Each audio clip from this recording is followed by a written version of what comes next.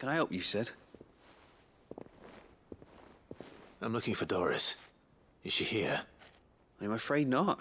She's at Martha's Rest on a job. My job, actually. When she heard what the mission was, she insisted on going herself. Alone. Did she? What was the mission?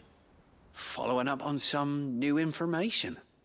Once they'd settled in, the bearers you helped liberate in the Dragon's Eyrie were keen to talk about their imprisonment. And about their captor. The slaver Cole's team were tracking when they were attacked by the Beastmen. I'll go and find her. She's at Martha's Rest, you say? If she's not moved on already, yes. I hope everything's all right. Why would Doris insist on going alone? Maybe Cole was right to be worried. I would have gone to Martha's Rest with Doris, but she ordered me to stay behind. And I'm not about to start disobeying orders. Of not knowing.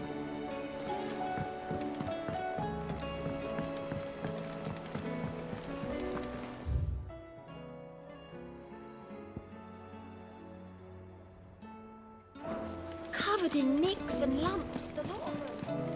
It's a wonder they can still walk. It's a wonder they made it back at all. I heard Odin. Come back.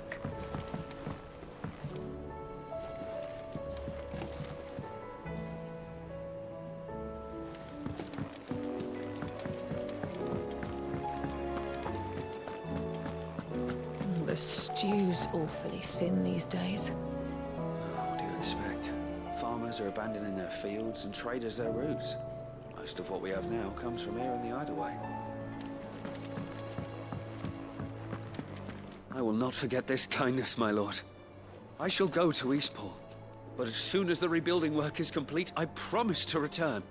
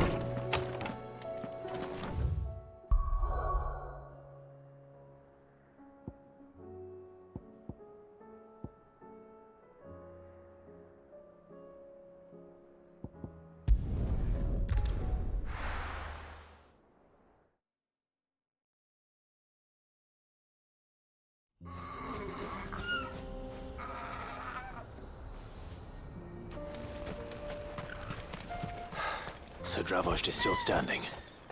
For now, at least. If you can swing a hammer, you can swing a sword. Good day. May we meet again. The brass neck of that girl. Everyone's coming together to fight for their lives, and she hasn't lowered her prices a gill.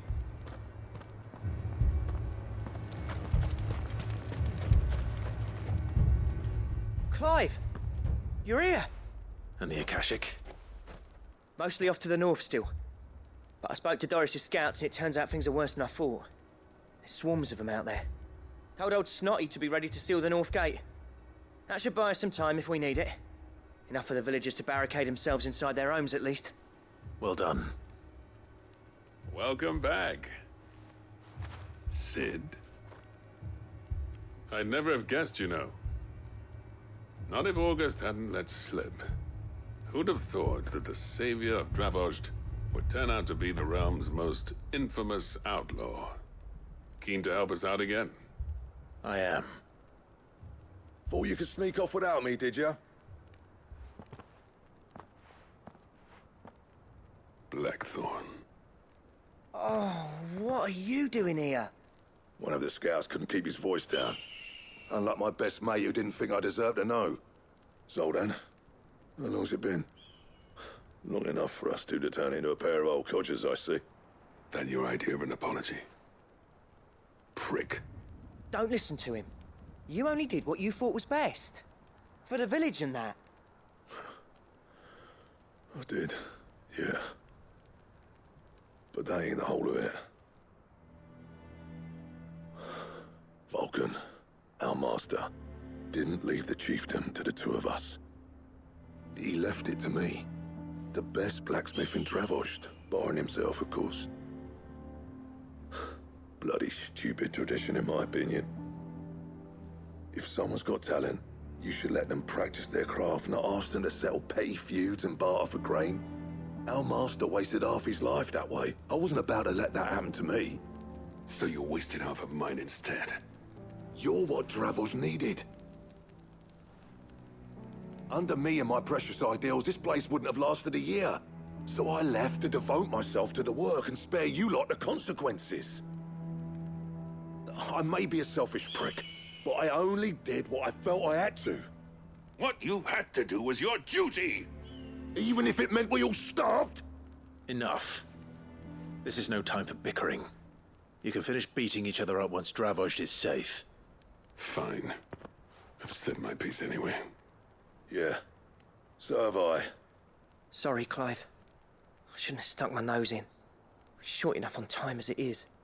Still, give us a mo, would you? I need to get my head straight before any of them Akashic try to bite it off.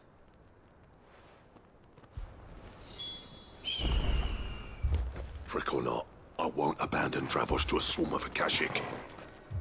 Just say the word. The villagers know to keep out of sight when the fighting starts. You, ready for the off, then? We can't afford to waste any more time. Right you are. Might be worth having one last word with the scouts, though. Don't want any nasty surprises, do we? Oh, and Blackthorn, you and Zoltan might be better off staying inside the... Akashic on the move. How close are they? Within sight of the walls. And there are more coming up from the mines. What was I saying about nasty surprises? They'll wash right over us if we stay out in the open. We're pulling back behind the gates. Good idea. Get yourselves inside, but keep your weapons handy. Understood.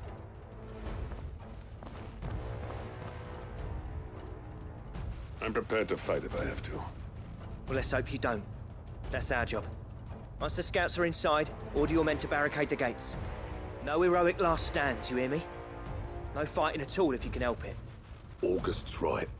I've seen what Akashic beasts can do to armor. The people here are tough and willing, but they ain't equipped to face what's coming. I'm going out there. Start work on the gate as soon as I've left. I'll give you as much time as I can. And if they kill you? You evacuate. But it won't come to that. I promise. You'd better be right. Take good care of Dravost till I get back. Leave it to me. And give those things what for, yeah?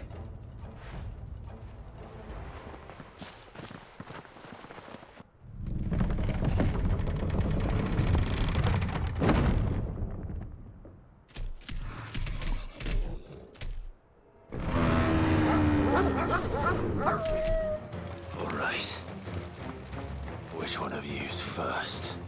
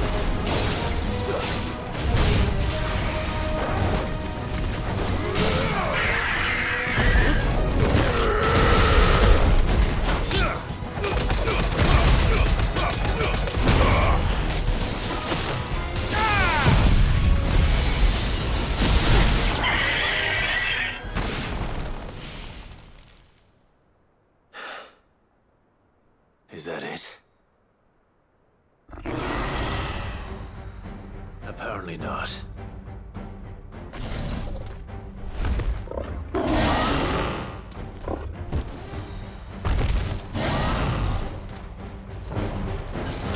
Not getting past me.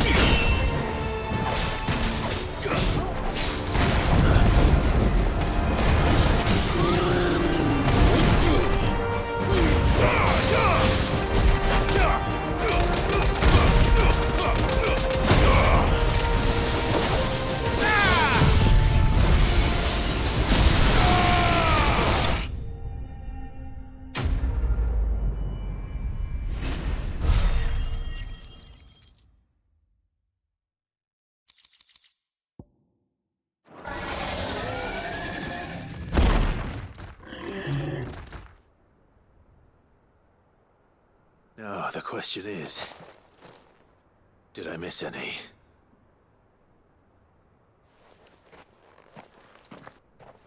Man alive! You're still in one piece! I slew as many as I could.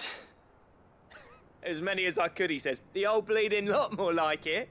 Well, almost. Only almost. Yeah, one or two did try to sneak over the wall. But we got the bastards, don't you worry. Good. Though you do know, more will come in time. In time, yeah. But we can think about them later. Let's get you back inside.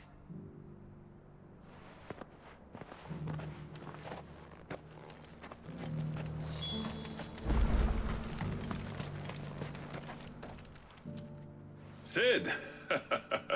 You're even more fearsome than your reputation. Enough to give those Akashic monsters nightmares. I almost felt sorry for the wretched things. But mostly, I felt grateful. Dravoged won't forget what you did today. I'm afraid I've only delayed the inevitable. There's no getting rid of that ether flood. Meaning that any living thing which stumbles into those mines will end up clawing at your walls again. And that's if the flood don't spread. If it does, well, I hate to say it, but the village's days are numbered. That may be, but we're staying just the same. With ether floods springing up all over, it's no less safe than anywhere, and more importantly, it's our home. We'll fortify the gates to the north, and I'll see that they're guarded day and night. All right. Then we'll give you a hand shoring up those defenses. As for you, Blackthorn, that's twice you've turned up when Dravos needed you. So, thanks. I shouldn't have stayed away so long. And I shouldn't have left without talking it over with you first. Too bloody right you shouldn't. Though I doubt I'd have listened. I always envied you. How you made everything look so easy when, for me, it was anything but. You leaving gave me the perfect excuse to hate you. And from that day on, I never once stopped to wonder what it would have been like if you'd stayed. But what you said earlier, it was true. You'd have been the death of this place. Finally, something we can agree on. I hope you see the sense of it eventually. You kept this place alive. Alive, perhaps. Wealthy even, but Dravos isn't what it once was. Our work used to be the pride of Dalmekia. Now, we churn out the same rubbish day after day because it's easy and turns a profit. It's not about the craft anymore. I wouldn't send my sons to war wearing the shit most of our smiths are making. I've kept working, honing my skills, trying to lead by example, but no one sees the point. The average castle apprentice has as much passion for the craft as our current lot. Come back to us, Blackthorn. Remind Dravos what a true master blacksmith looks like. I'll even man those bellows of yours if it means we can work at the same forge again. That's a kind offer. Kinder than I deserve. And I wish I could accept, but I'm needed elsewhere. There's people who trust their lives to my steel, and I daren't let them down. Fair enough. But that doesn't mean I couldn't visit from time to time. Let's see if we can't rekindle this town's passion for the craft, shall we? I'd like that. Just be sure to tell Snotty to let me in the next time I come calling, yeah? Knowing him, he'd let you in anyway. Blackthorn. The Master Smith turned outlaw, back in my good graces. I never thought I'd see the day.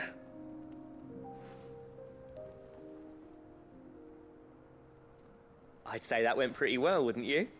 Even better than I'd hoped. Sid, I've got something for you.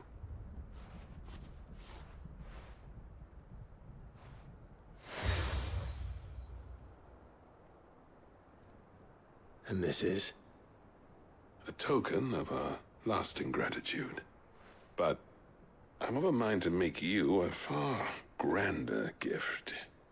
Designs for a certain sword have been passed down from chief to chief for generations. Now hold on, Zoltan. There's a reason no one's made that blade in centuries. There's not been a craftsman equal to the task. I'll admit your cinders make impressive steel, and I've learned to own an edge Odin will be proud of. But the engravings on that thing are enough to make a jeweler cry. And they're not just for show, either. Have you forgotten what brought you back to Dravos in the first place? A certain ring? I knew I'd never surpass you with a hammer and tongs. So I turned my hand to a different kind of metalwork.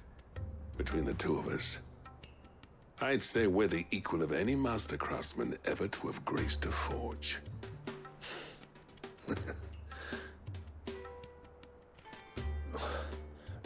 You know what? I think you might be right. Clive, you wouldn't mind if Zoltan came back to the hideaway, would you? He's more than welcome. As long as he can keep our secret.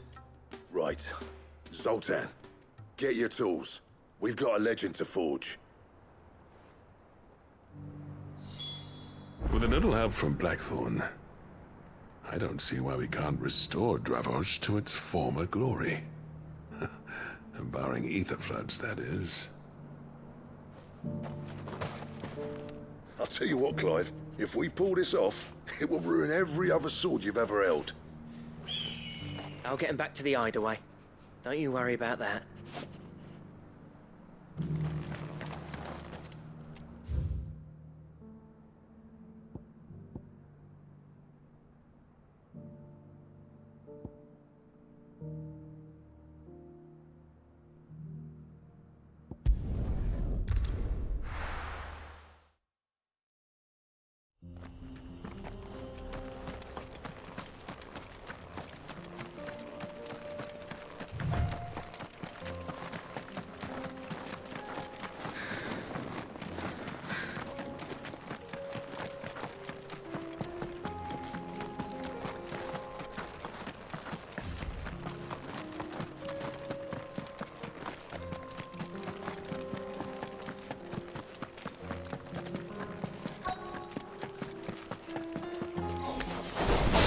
I'll need to deal with these ones first.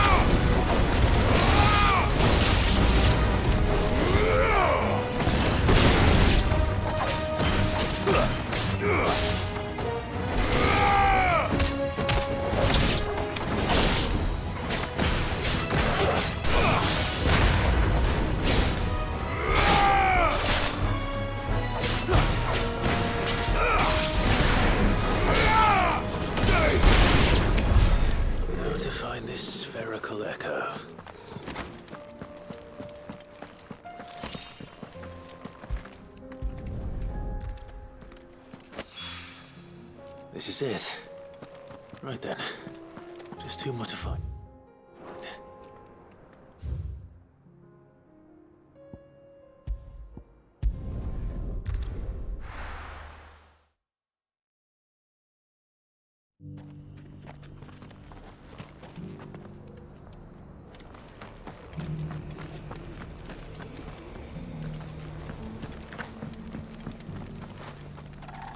The bearer of the burning quill is within, my lord. Prithee enter.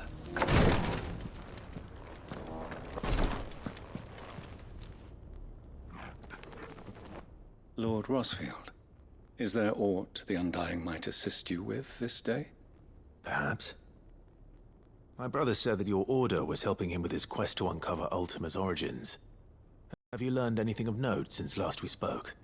Little unless, I regret to report. I see. Be assured, however, that we will not rest until the truth is known. Even now, our archaeologians scour ruins in every corner of the realm for traces of Ultima's touch. Fallen ruins, I take it. Dating back as far as Phoenix Gate. Indeed. Ultima's thralls are oft sighted among the remnants of the fallen civilization, as if protecting the secrets concealed within. Secrets we'd see unearthed. Should our methods be of interest, my lord, mayhap it would please you to observe some of our number at work. Would that be possible? Of course. A survey is being conducted not far from here. Perchance you are familiar with Kretov, a small hamlet built around a fallen airship. I was due to visit my colleagues there to collect their preliminary findings, but if you would consent to do so in my stead, I'm sure that they would be honored to relate any discoveries they have made to you directly. All right. I'll go and meet with them. They will be most gratified, I am sure. Might I suggest you take the road through Titan's Wake? It will lead you straight to the village after but a short walk. Thank you. I will. I wish you a safe journey, my lord. May the Firebird's flames burn ever in your heart.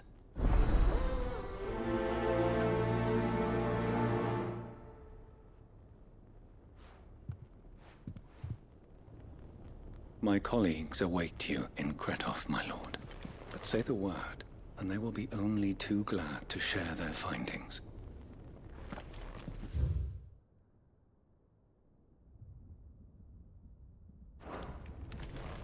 A village built around an airship. Sounds like another lost wing. I hope the inhabitants are just as friendly.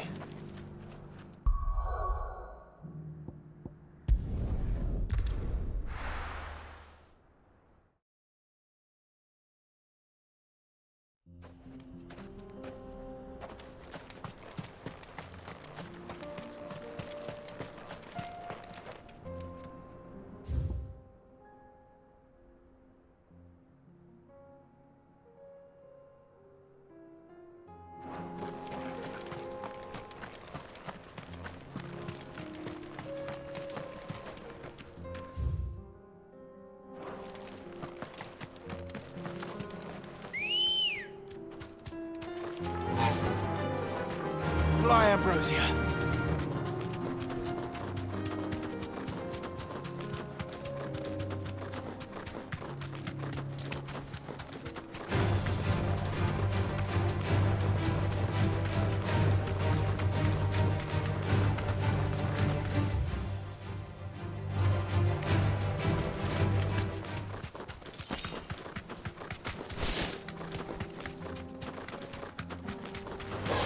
This won't be easy.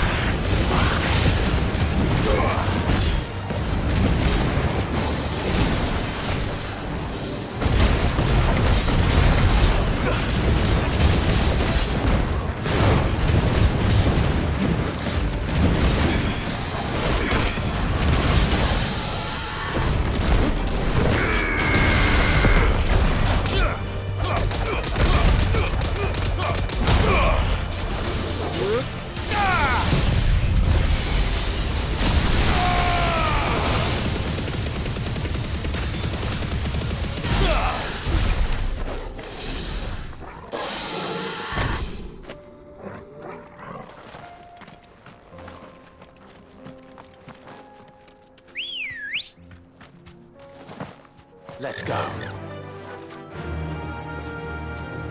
Faster!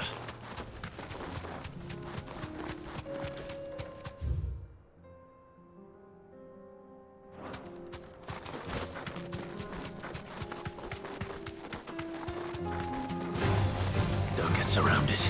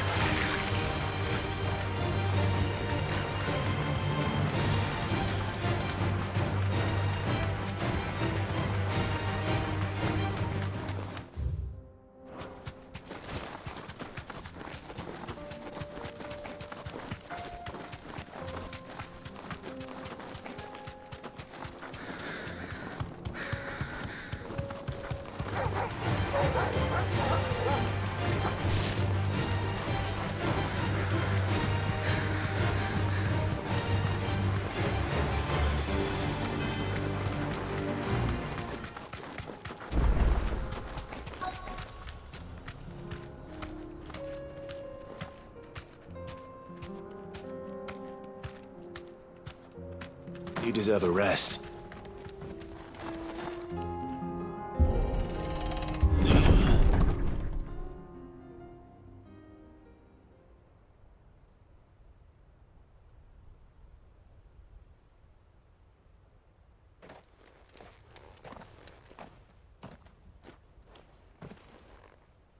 Oh no.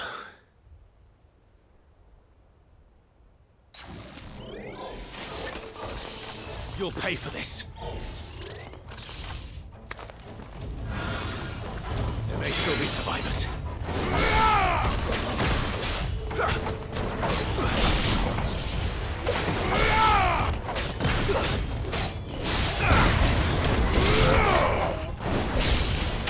Come on.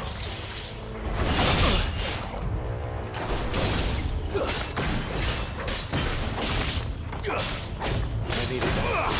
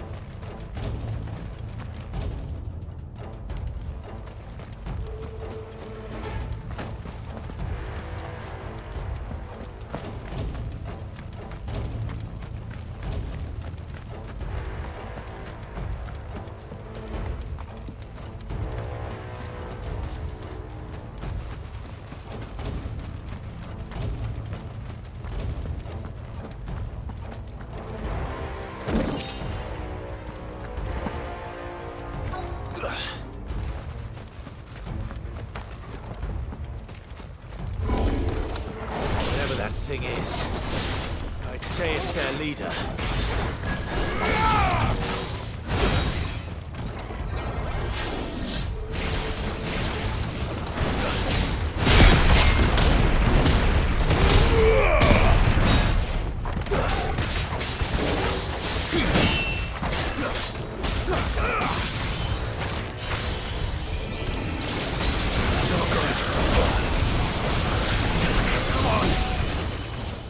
That's better.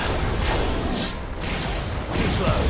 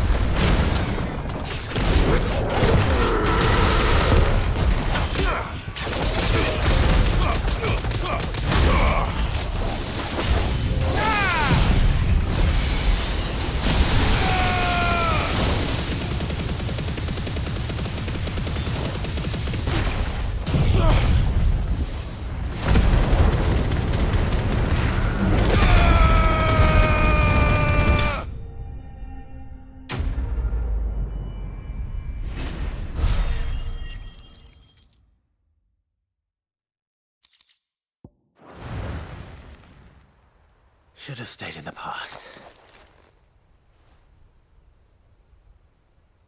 These must be Cyril's colleagues. You have our thanks, stranger. Who are you? Ah, forgive me, my lord. I did not recognize you. You are Lord Rosfield, are you not? We are archaeologians tasked with surveying this site. When the echoes appeared, our brothers here occupied their attentions. Thanks to them, and to you, we were, for a mercy, able to see our duty to its conclusion. You call that a mercy? Your brothers might still be alive if you put their safety before your duty. Surely this survey wasn't worth dying for. We are charged with uncovering Ultima's origins, a duty of the highest import, as I'm sure you will agree. And you think your dead brothers would agree with you too? I know they would. They gave their lives for the cause, an honor to which all Undying aspire. Now, to what do we owe the honor of your presence, Lord Marquis? Cyril told me of your work here, and I agreed to collect your findings in his stead. I see. That is most kind. Pray, take them then, with our humble thanks. May the Firebird's flame burn ever in your heart, as it does in ours.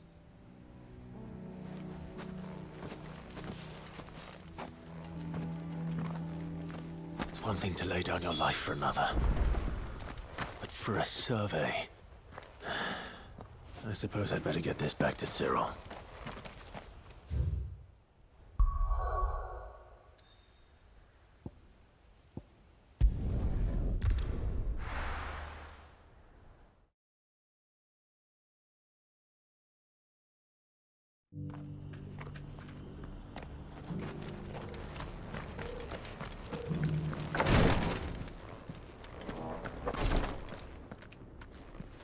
Ah, you are returned, my lord. I collected your colleagues' preliminary findings. Here, take them.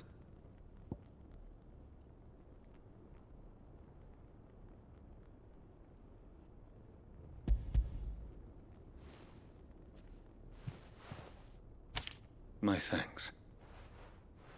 I shall study them, and inform you forthwith if I discover aught that might aid you in your fight against Ultima.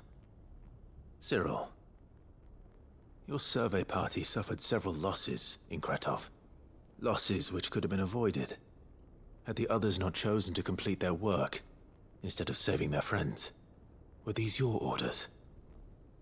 No. This was their choice. Every Undying devotes his life to the service of the Phoenix. It is our sole duty, and should we die in discharging it, so be it. Even when death is avoidable.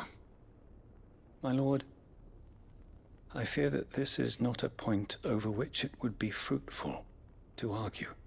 The Undying have served the Phoenix for countless generations, and your opinion of our methods, however earnest, is not like to change them. We live to serve the Phoenix. Our very order exists for that purpose, and that purpose alone. Cyril, I know that you and your brethren answer only to Joshua, but allow me to offer you a word of advice. It does not further the cause of the Phoenix to have his loyal followers surrender their lives without good reason. Provide your survey parties with an escort, that they might live to do their duty for years to come. Think not only of how you can serve the Phoenix, but how Joshua would want you to serve him.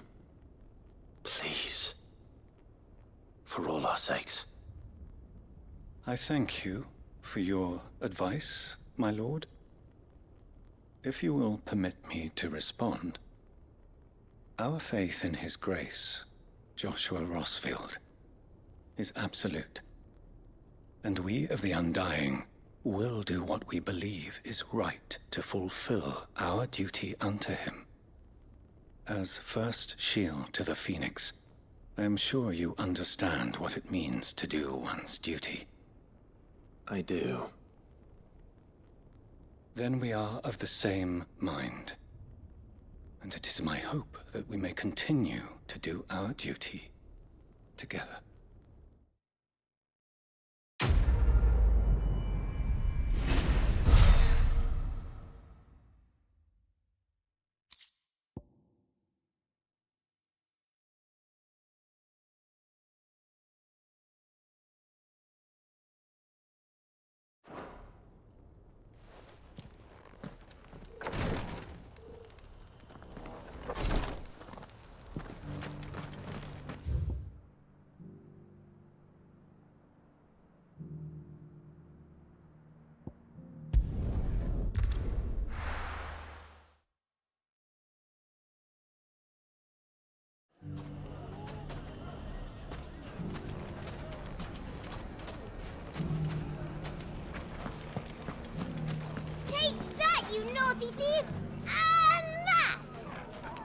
Stop it, Wrens! It's dangerous!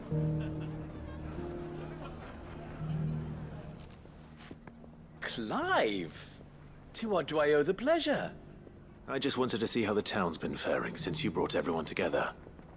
Since we brought everyone together, all is absolutely wonderful. Conrad and Natalie's hands remain safely away from each other's throats and firmly at the helm. Our stores are full, and the bandits still too disorganized to raid them. Just as the good Lady Jane and Lord Underhill intended. Are you a lord? Lubor's going to be one too. They're going to make him the Lord of Dalimil, because of how he stopped all the grown-ups from fighting. It's the mayor of Dalimil, dear child, and the vote hasn't taken place just yet. But if the people wish me to lead them, I shall. And my first act will be to build a school so that menaces like you two learn not to interrupt your elders. Speaking of menaces, there may be a rather worrying one just over the horizon. May there indeed.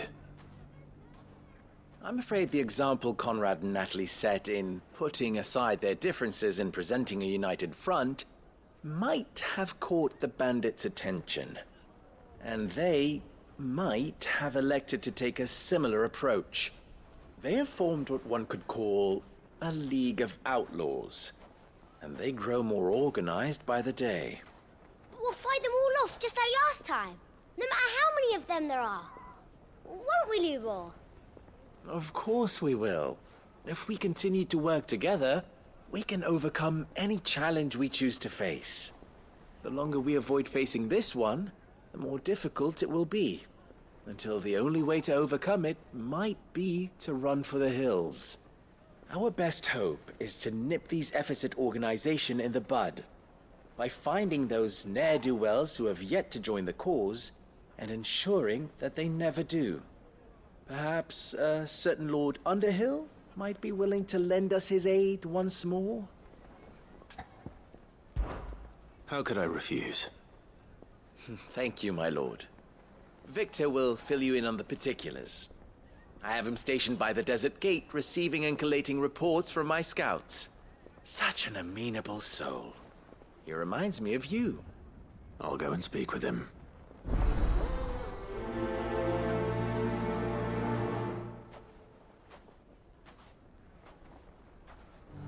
What's the difference between a lord and a mayor? A League of Outlaws. Sounds like we have some competition. What is that?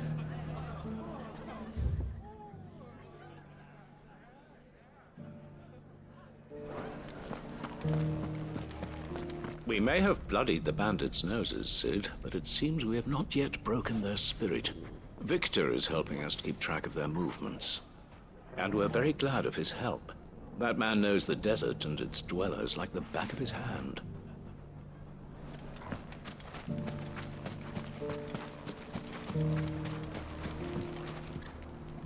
Still in Dalimil, Victor? Ah, Sid. I thought you'd have returned to Cosnis by now. I did. Then I came back. I've developed something of a fondness for the place. And having worked so hard to see it saved from one fate, it would seem remiss to abandon it to another. A sentiment Master Lubor certainly isn't shy about exploiting. Hence my doing his bidding yet again. You're not the only one. What does he want you to do? He asked for my aid in putting down the bandits. And he said that you might be able to help me find them. Then you've come at just the right time. I was on my way to speak with Conrad about how to organize our forces. There are more camps in the vicinity than we can safely strike at once. But we must strike together, and we must strike soon at as many camps as we can. We can't give this league of theirs time to rally its forces. All right. Which camp shall I take? There's one upriver. Just out there, across the dunes. Leave it with me.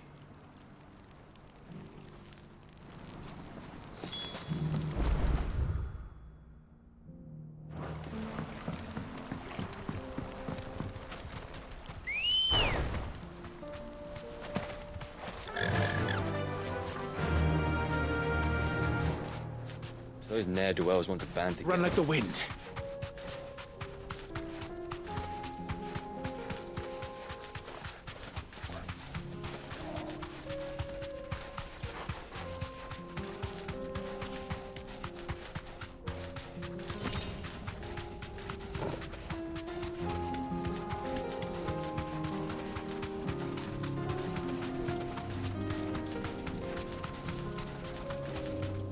That must be the camp Victor mentioned. Come on then, Torgal.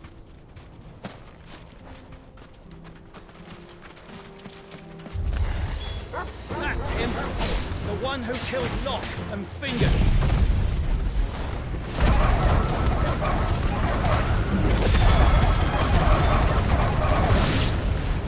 Take his head off!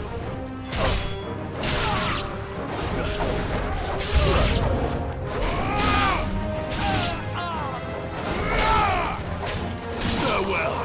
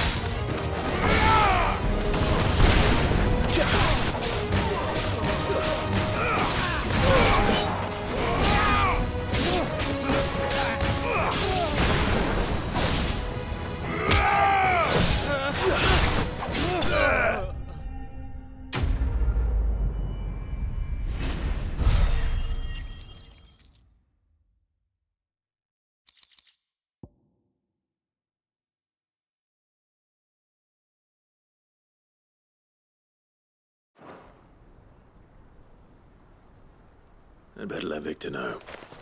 Cid, where are you?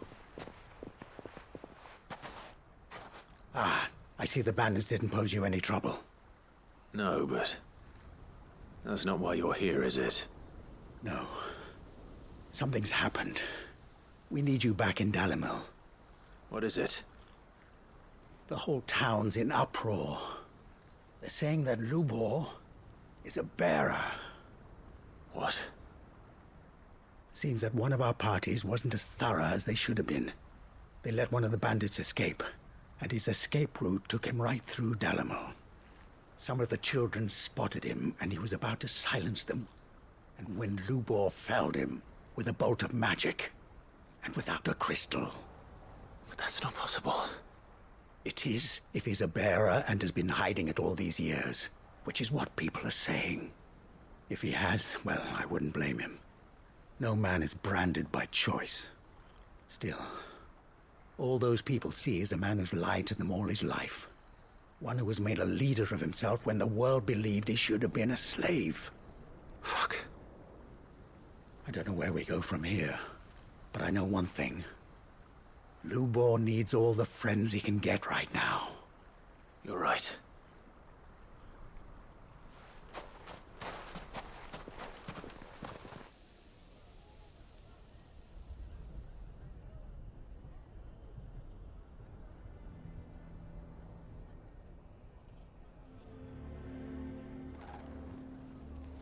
And now everyone knows. I made it a habit to keep a crystal close at hand for just such an occasion. And when that occasion arose, I forgot to reach for it. Well, it was bound to come out sooner or later. We're sorry, Lubor. We tried to keep running, but we just couldn't anymore. There's nothing to be sorry for. I rather enjoyed playing the hero for once. All that matters to me is that you two are safe. Look at him talking to his betters like it's nothing. All lies, I'll wager. Just like the ones he fed us all these years. Once people make up their minds, it's hard to change them. We need to do something, and quickly. Convince the people not to let their prejudices blind them.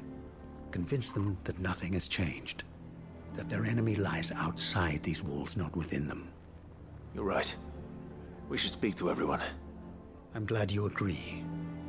I'll handle the townsfolk. I'm a Dalmek born and bred. They listen to me. You head to the tavern. Make Conrad and Natalie remember who Lupor really is.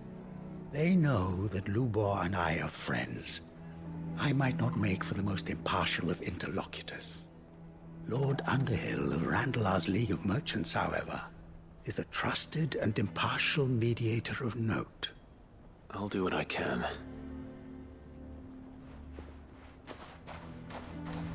Lubor, stay here with the children. I can't promise anything, but we'll try. And that is all I can ask of you.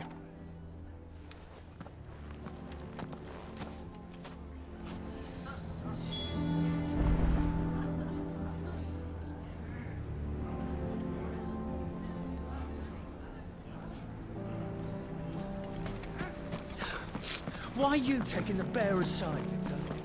You want to? No, I'm not. Just listen.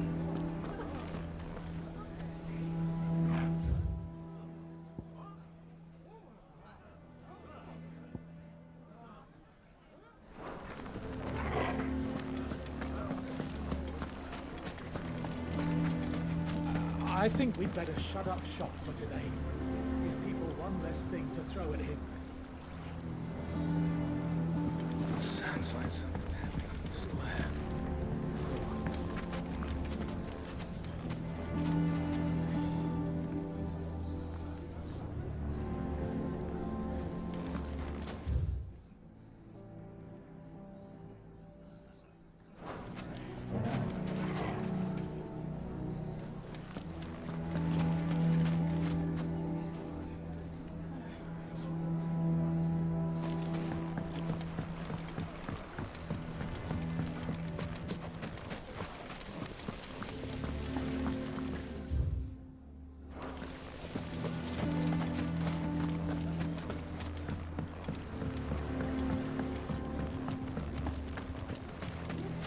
Can you believe we were going to make him mayor? He would have been the ruin of us all.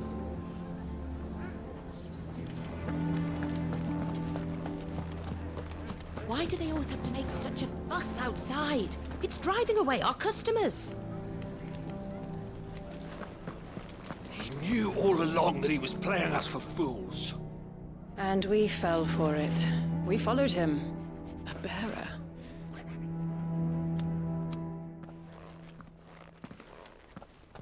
Forgive me for disturbing you, but could I have a moment of your time? I've seen your face before. As have I. Lord Underhill, wasn't it? Of the League of Merchants. That's right.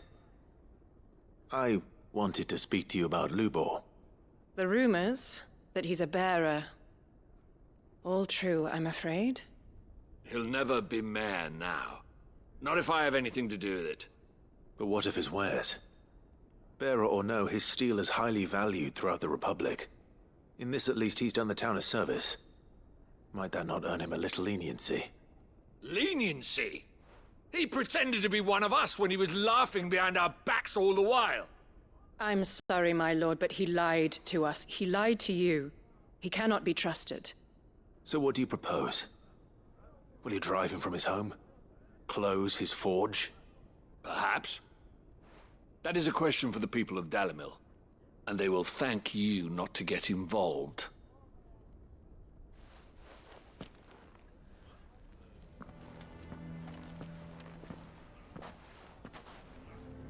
The townsfolk have made their minds up.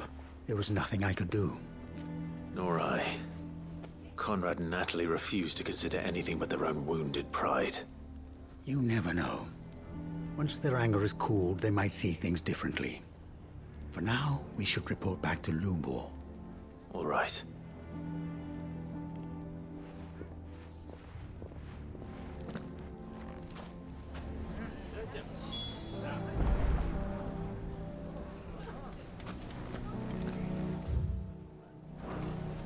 Why the hell would Victor take the bearer's side?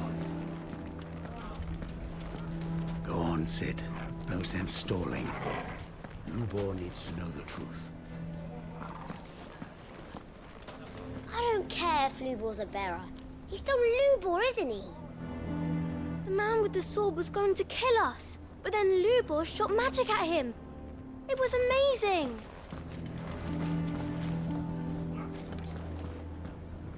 I assume the situation is hopeless? There's still hope. But...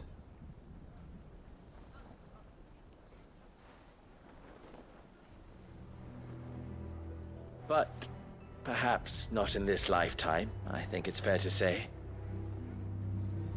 You mustn't think like that, Lubor. Give them time. They'll come around. We'll talk some sense into them in the end, you'll see. No, you won't. And your efforts would be better spent elsewhere. But Lubor... Rosina would often tell me that steel does not lie, that a blade is a reflection of the smith who forged it. To yourself be true, that was her point. Rather an ironic one when you consider that her life was taken with a blade of her own making. But I do not doubt that she was always true to herself and what she believed in, right to the end. And so must I be. I must do what I know to be right, no matter what others might think of me. And now, I know what that is. I must embrace my new role of villain so that the people of Dalimil have something to unite against. For only united can they hope to stand against the threat that awaits them. I'll need to make a suitably dramatic exit, of course. Don't go, Lubor. You're the only one who was ever kind to us. We'll be all alone. Again. Trust me, little ones. It is for the best that I go. Not only for the town, but for you, too. How could it possibly be for the best? These children need you. The least you can do is give the townspeople a chance to change their minds. They would not take it, Victor. It's over. Over, you say? And so just like that, you're going to throw this town and these children to the wolves?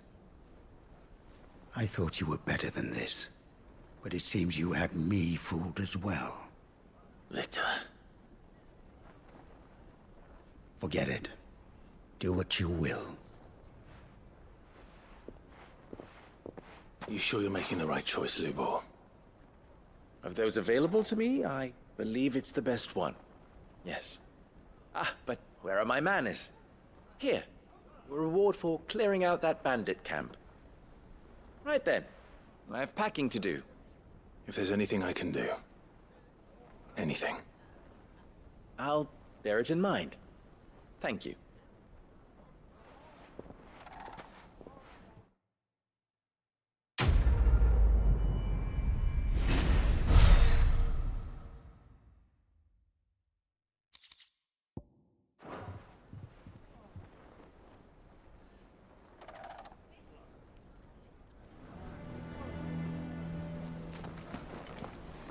Why is everyone being mean to Lubor? He didn't do anything wrong. I'm going to go with him.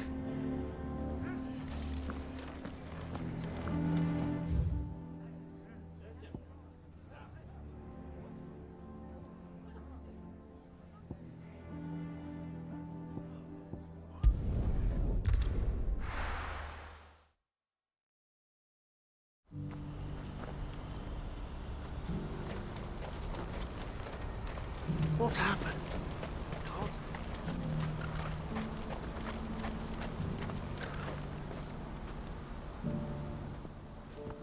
God. Clive. You'll be pleased to know that the negotiations are progressing well. That is good news. Yes. Our comrade in Randala has just sent word that the contract should be signed very soon. But I still have much and more to prepare. It's a huge undertaking moving this many bearers at once. You couldn't do me a quick favor, could you? What is it this time? More wild beasts? Nothing like that. I just need you to go over to the caravans and ask El how long we have until the bearers arrive. Find out exactly how much faster I need to get all these supplies moved. All right. I'll go and ask. Thanks, Clive. I owe you one.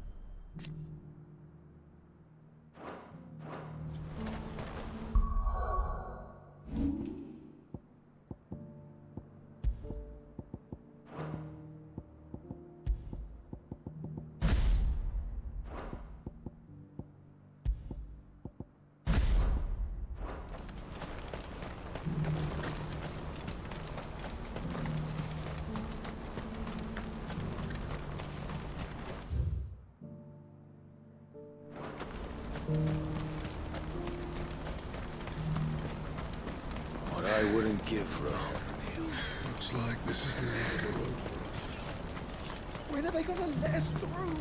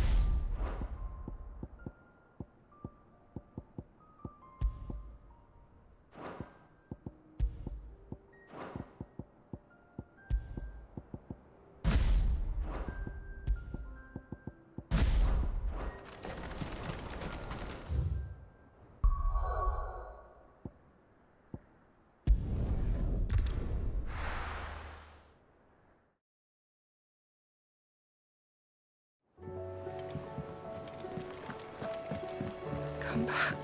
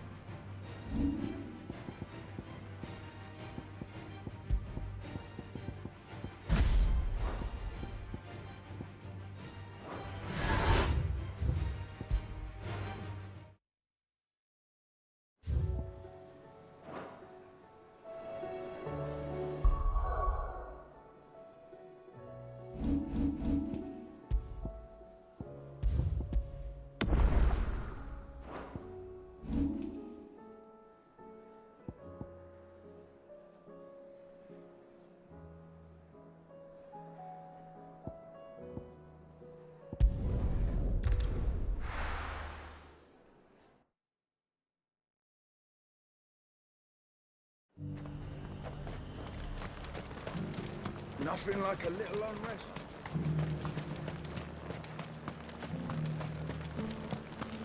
But there were ghosts at the gates not days ago, and now you'd have us believe they're just gone? I would. And I'd thank you to trust us. Unless you fancy picking up a sword yourself.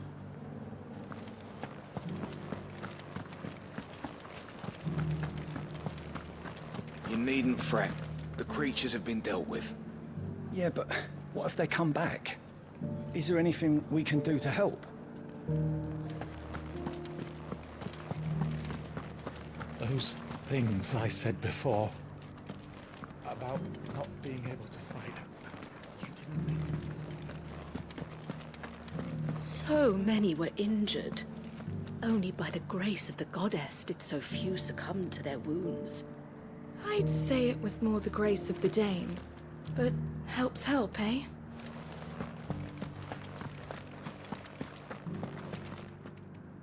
Oh, Clive. What am I to do?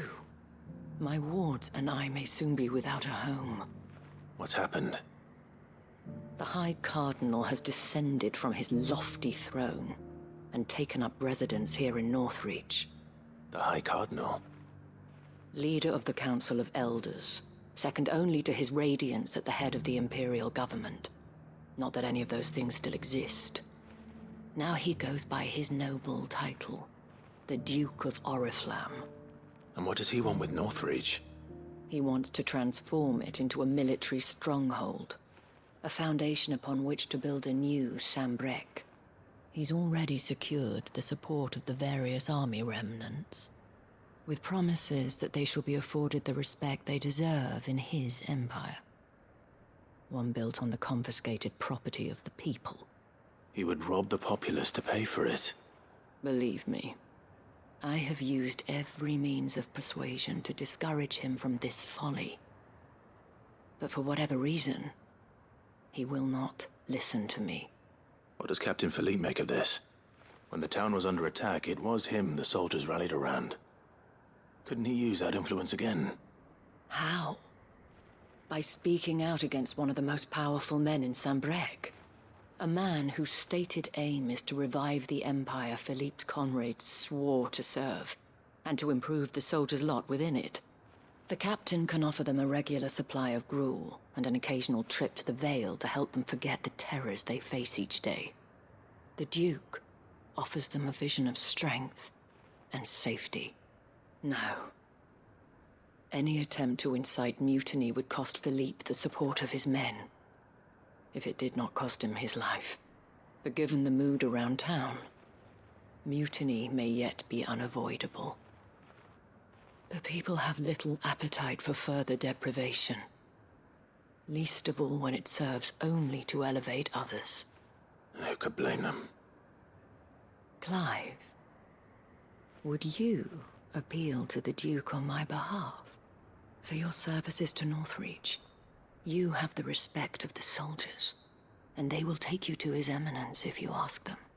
And unlike Philippe, no bonds of loyalty prevent you from speaking your mind to the man. Well, will you try? You could hardly fare any worse than I did. I'll see what I can do. Thank you, Clive. Tell me then, where will I find this Duke of Oriflamme? In the garrison? Overseeing the troops, yes. All right. Wish me luck.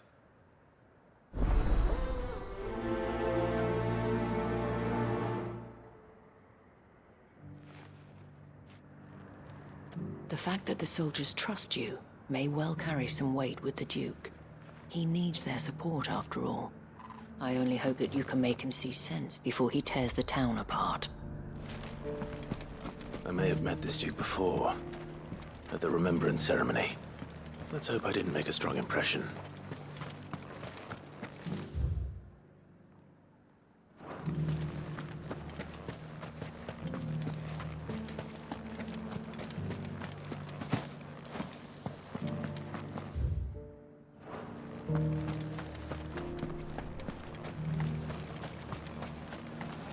long as you remain, the Vale will see to your needs. Oh, thank Grieger.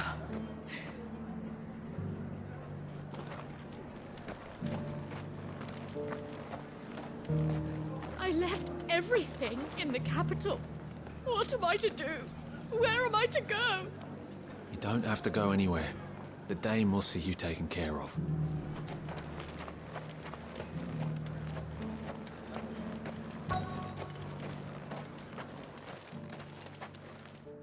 Halt!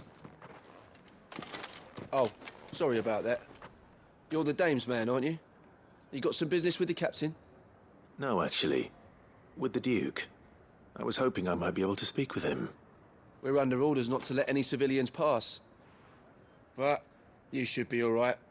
His Eminence has heard all about you and your heroics. Wait here. I'll go and ask.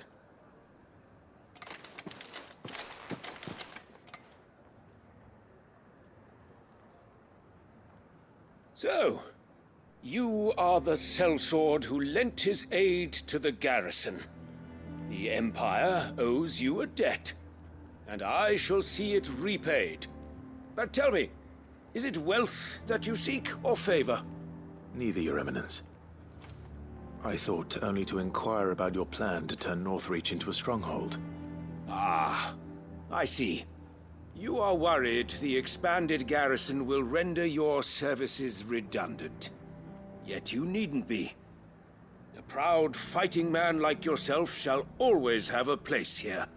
Pride of place, in fact. For too long has the contribution of the noble soldier been under-reckoned. But no more. For it is they who shall see the Holy Empire rebuilt, beginning right here in Northreach. Why here, Your Eminence? The town has been fortunate enough to escape largely unscathed from the recent troubles. Her defenses are sound, and her garrison well prepared. Which is more than can be said for Oriflamme or Twinside. The Empire wants for a capital, and I believe Northreach to be the perfect place. With Caer Norvent as her citadel. Once we have seen to the refortification of both the town and the castle, we need only build a wall around both to create a city that would be the envy of the twins. Plans are already underway for the construction. Soon enough, these thralls shall learn that they are no match for the might of Sanbreque. I fear you underestimate how dangerous these creatures are, Your Eminence. Should they return in force, you will need all the people of Northreach to come together in defense of the town. Something they may be loath to do if they've been deprived of their worldly goods. The people will do as their leaders command. If Sanbreque is to be rebuilt, she will require a functioning government. One whose authority is beyond question. That is why this levy is necessary. So that any man who wishes to join the army might do so and be fed, outfitted, and paid as befits a defender of the Empire. And yet there are those who persist in peddling the treasonous lie that I seek to steal from the people and drive them from their homes. I suspect they're afraid of losing what little they have left. Precisely.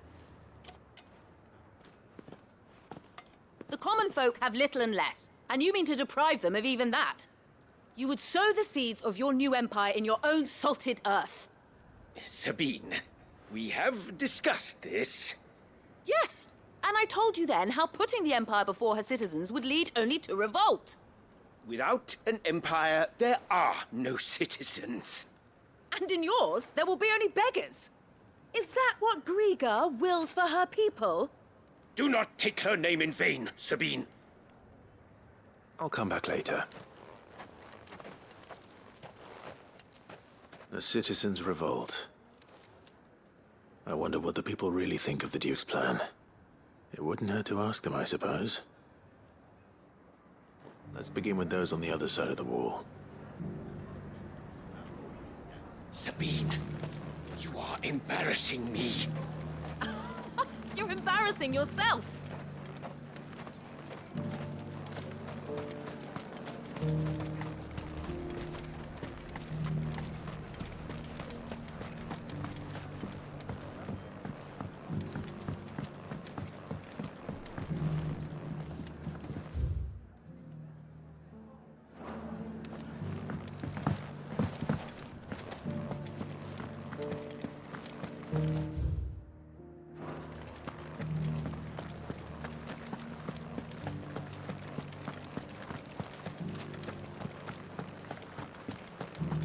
There were ghosts at the gates not days ago.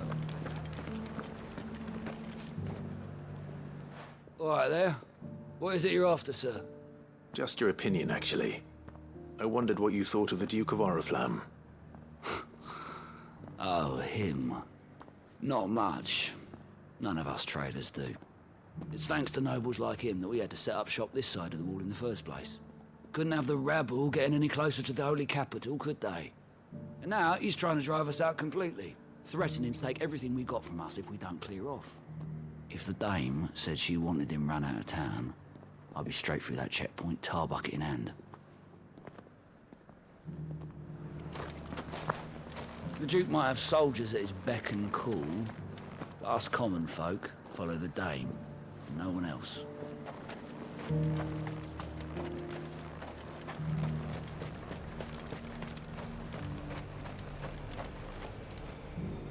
I've been hearing a lot of talk about a certain Duke.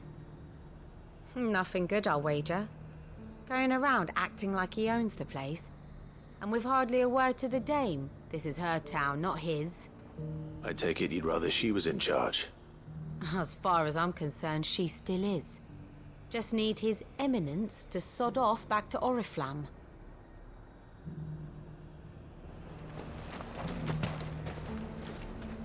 The dame actually cares about this town, unlike the Duke. He's only interested in picking our pockets to line his own.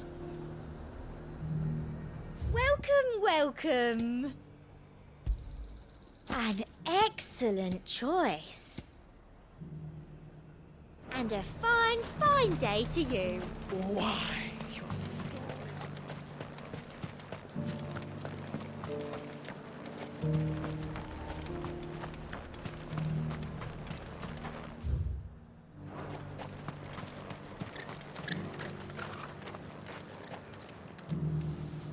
A question, if you don't mind.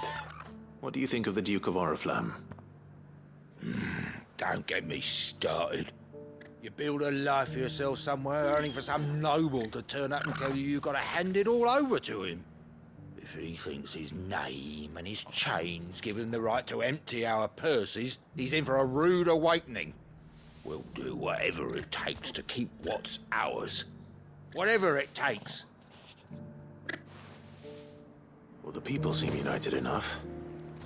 What about the soldiers? If he comes calling, the only thing I'm giving the Duke of Oriflamme's a piece of my mind. Maybe a smack in the gob.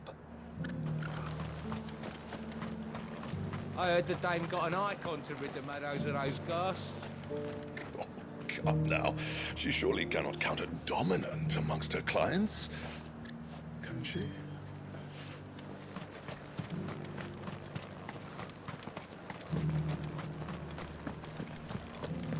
There were ghosts at the gates not days ago.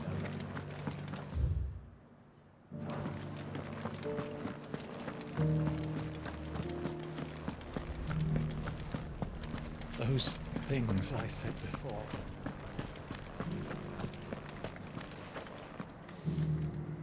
Excuse me, do you have a moment? I wondered if you'd mind sharing your thoughts on the Duke of Oriflamme. Well, he's made a lot of enemies coming in the way he did. I mean, look around us. You can see the state the realm's in. The traders might not like having the screws put on them, but if they volunteered a few more of their hard-earned gil before things got bad, maybe they wouldn't have to. I think the Duke's got a point when he says rebuilding the Empire's the best way of making sure we're all protected. And if that means people who don't know one end of a sword from another have to make way for those who do, well, that's just how it goes. I mean, it'd be nice if we could all do whatever the hell we wanted and not end up being torn to shreds by a swarm of fiends. But we can't, so we've got to make sacrifices, just like the Duke of Oriflamme says.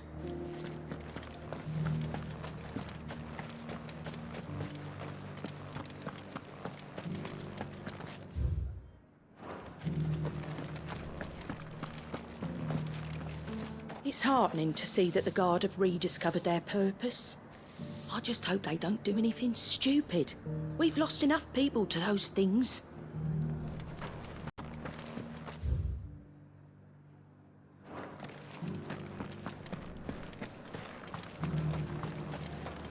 As long as you remain, the Veil will see to your needs. You are embarrassing. You're embarrassing yourself.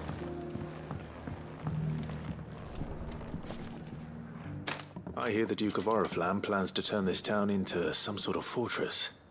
Do you think that's a good idea? It's not for me to say. All I know is that unless the Emperor orders me otherwise, His Eminence's word is law. Look, no one likes all these taxes and tariffs, but empires don't come for free.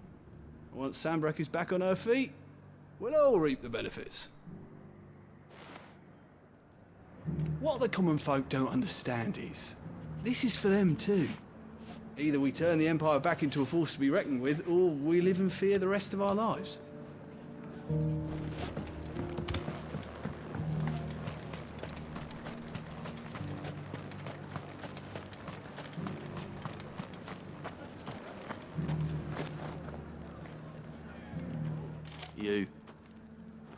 You're the one who was talking to His Eminence.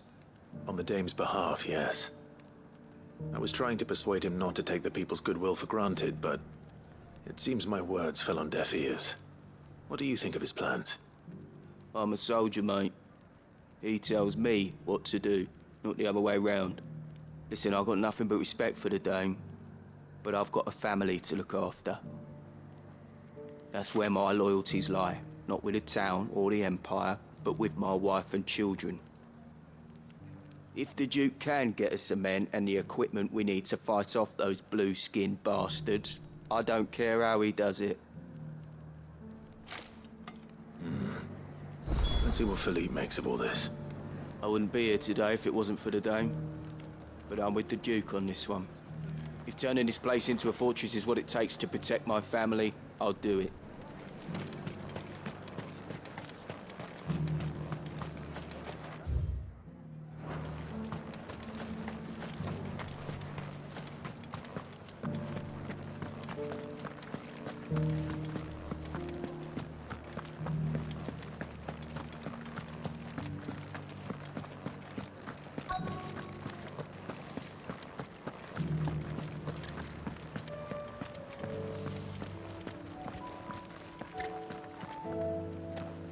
Captain, do you have a moment?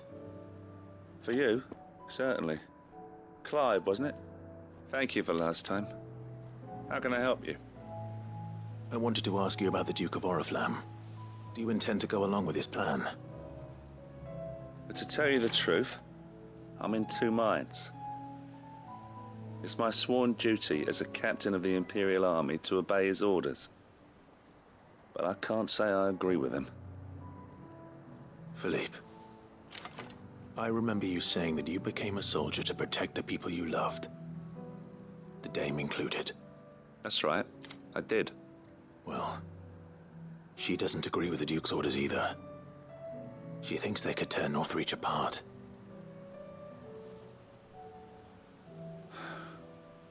And she's probably right. Thank you, Clive. I know what I need to do now. Protecting the people I love is what matters. Doesn't matter how. Well, duty calls, so I better go. Thanks again.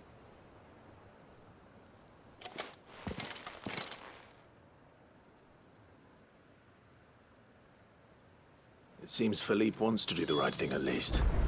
I expect Isabel will be pleased to hear that, if nothing else.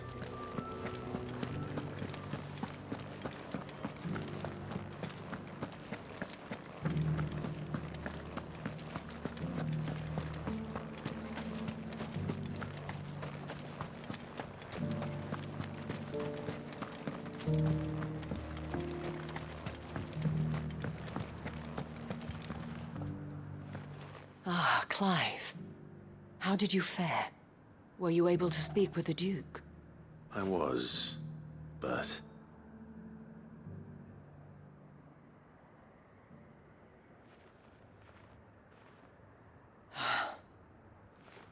So Northreach is to be a fortress after all.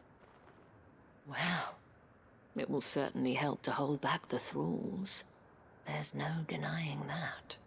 Though I doubt it will come as much consolation to the townspeople whose worldly goods are confiscated to pay for it. They deserve to be heard, Clive. To have a say in this new empire the Duke means to build. Sadly, His Eminence values their obedience more than their opinions, and hopes to reassert the authority of the state. I fear he sees the people as mere pawns on his chessboard to be sacrificed for the greater good. Needless to say, they themselves are of a different opinion, and would rather their destinies were in your hands. The soldiers, meanwhile, are content to follow their orders. And not just because of the Duke's rank, but because of his vision. I thought as much. Had I sworn to protect Sanbreque, I dare say I too would want nothing more than to see it rise from the ashes. Thank you for trying. But the battle is lost. I don't know about that. What happened to your uniform? I handed it in, along with my resignation. Told the lads I wished them well, but that I owe it to those I love to call it a day. But why? Because I realized what really matters to me. Not following some nobleman's orders for the sake of it, but protecting what I care about. Protecting Northreach. I honestly don't know when those monsters will return, but I'm certain they're not finished with us yet. And when they do come back, we need to be ready for them. We need to stand together, all of us. And with you to lead us, milady, I reckon we can do it. It was you who finally convinced me, Clive. There's no point following orders if they go against everything you believe. Indeed. All of us, standing together. That has always been Northreach's best hope, and one which still lies within our grasp. We have only to turn our attentions to the true enemy. Thank you, Philippe, for showing me what I must do. Anything for you, milady. Speaking of standing together, would you mind if I borrowed a few of the lads from the Vale to help keep watch around the town? I fear His Eminence has loftier tasks in mind for the guard. Not at all. Be my guest. Wouldn't be the first time.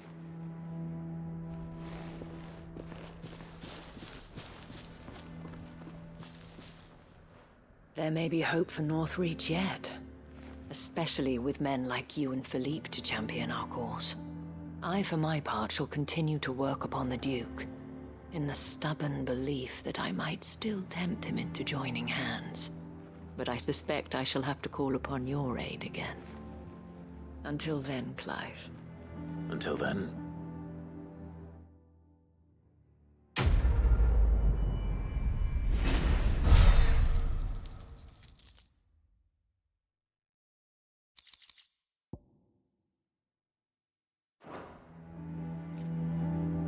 Despite my repeated advances, His Eminence has proven a difficult conquest. Fortunately, I am nothing if not persistent. But, be that as it may, I might yet need you to press the point.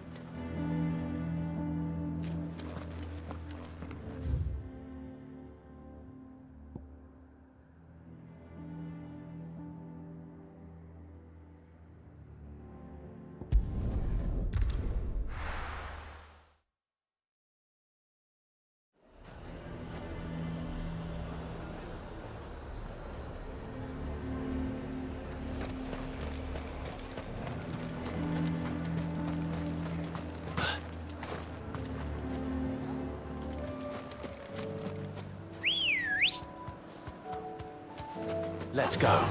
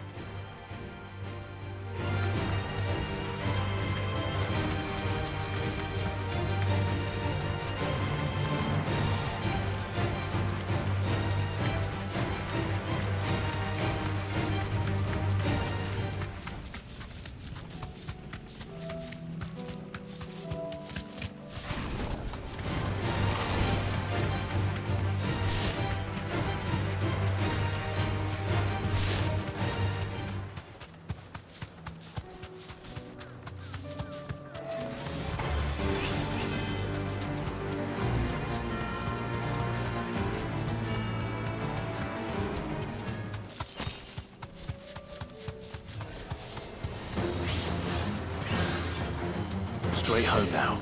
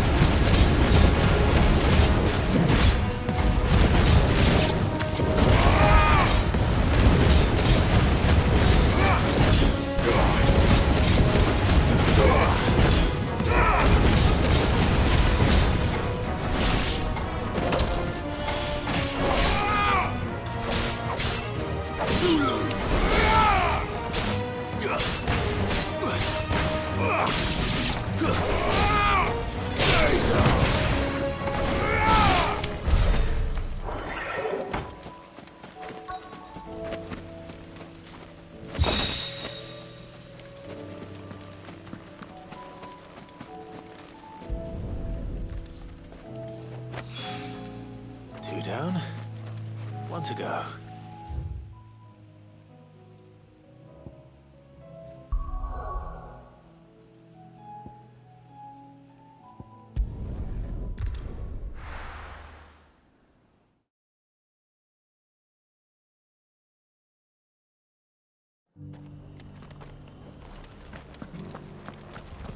Dora should be somewhere nearby.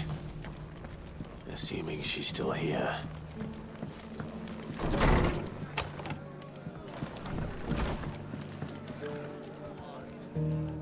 Ah, Clive. I was just about to send for you. I'd like you to take something to Sir Wade up in Eastpool. Seeds for planting. Thought it was about time they started growing their own food. I'll keep providing them with whatever they need in the meantime, of course. But if Eastpool's going to survive, it's got to be able to fend for itself. As have those poor bearers. They've lived their whole lives in servitude, but now they're their own masters. Small wonder they ain't got the foggiest how to provide for themselves. So it's up to us to teach them. And if you're wondering why you, well, the Wagoneers taking supplies up that way have been coming back with more and more reports of Akashic around the village of late. Sir Wade's putting a brave face on it, but I think even he's starting to worry. And if he's likely to share those concerns with anyone, it's you. All right. Thanks. Wouldn't ask if I didn't have to. There. That should be enough to keep him in Gazal Greens for a few years at least. Gazal Greens? Not the most mouth-watering crop, I'll admit. But they're hardy, they grow fast, and they fill a hole. Better that than something that'll wither away at first frost. And chocobos love 'em too, which is no small thing. When I say all of us need to pull together to get Eastpool back on its feet, I mean all of us. They ain't exactly succulent, but cook 'em right and they're just about bearable. I'll take your word for it. Anyway, Sir Wade'll know what to do with them. And if he don't, well, I'll go up there and show him myself. I'm sure you will.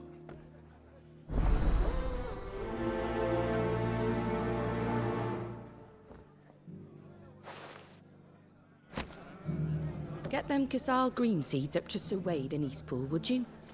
And while you're Can't say it wasn't a relief to see the better part of the Guardians. Get them Gazal green seeds up to Sir Wade in Eastpool, would you? And while you're there, ask him what the situation is with the Akashic over that way. He might actually tell you the truth.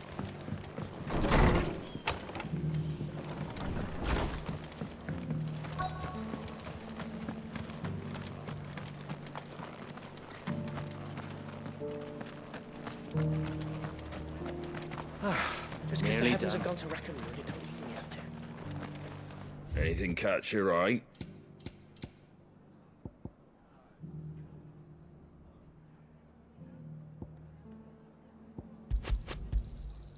Thanks very much. Fare thee well.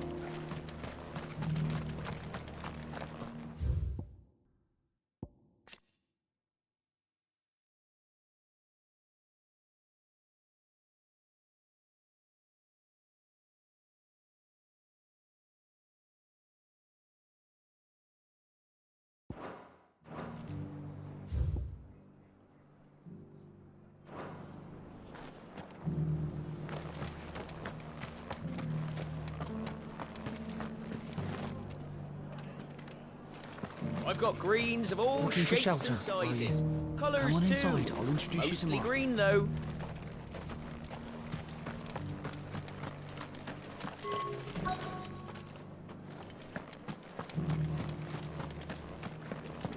Want to know how to tell if the world's going to rack and ruin? Look for busy bladesmiths. The world seems to be changing so fast lately I can hardly keep up. But what I do know is that there's more bad news than good. You can tell that just by looking at people's faces. It doesn't still hurt, does it? Oh, 1,000 Akashic jaws couldn't hurt me. I'm a son of Rosaria, after all. A born survivor. It's been a pleasure, Doris. Just like old times. I'll give your offer some thought, my lady. How goes the investigation? Sid, what brings you to Martha's Rest? You. I heard you were out here on your own, tracking our slaver. I trust you're being careful. Of course. And it had to be me. The bearers from the Dragon's Eyrie confirmed a long-held suspicion of mine that the slaver we've been tracking is an old acquaintance. She's no fool. If we'd come in force, she would have spotted us straight away, and then vanished without a trace. That was her just now, wasn't it? So, was it a fruitful reunion? I'd say so. She tried to recruit me. Seems her time in Rosaria is coming to an end. She's abducted bearers from across the region and is looking to smuggle them back into Sambrec. After her brush with those beastmen on the road to Northreach, she hired herself an Imperial escort, which she wants me to join. She's dangerous, Sid, but I think I can stop her. Then I'm going with you. I'll take care of the escort. You can see the bearers to safety. Where are they? The Baum Archers, soon to break camp. You go on ahead. I'll follow once I've sent word back to the hideaway. She asked me to join her at the Baum Archers. It's a wonder she still trusts me after everything that happened.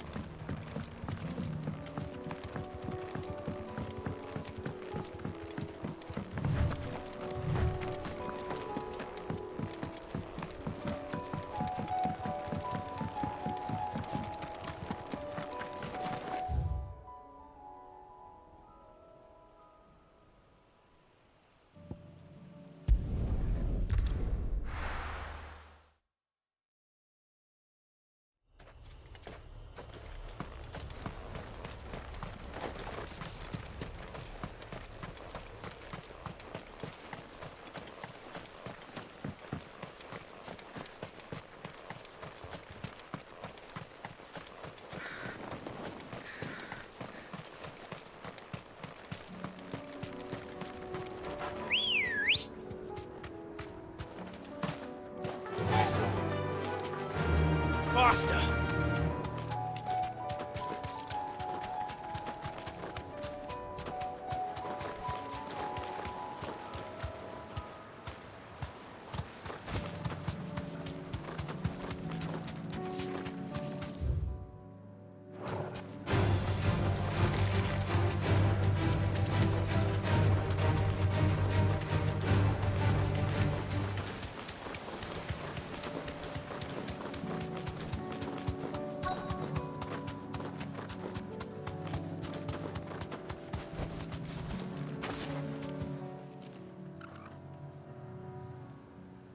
Good.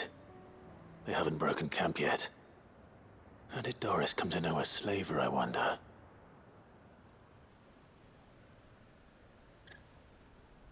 We've waited long enough. She's not coming. Ready the bearers. We're leaving. Back to civilization, is it, Mom?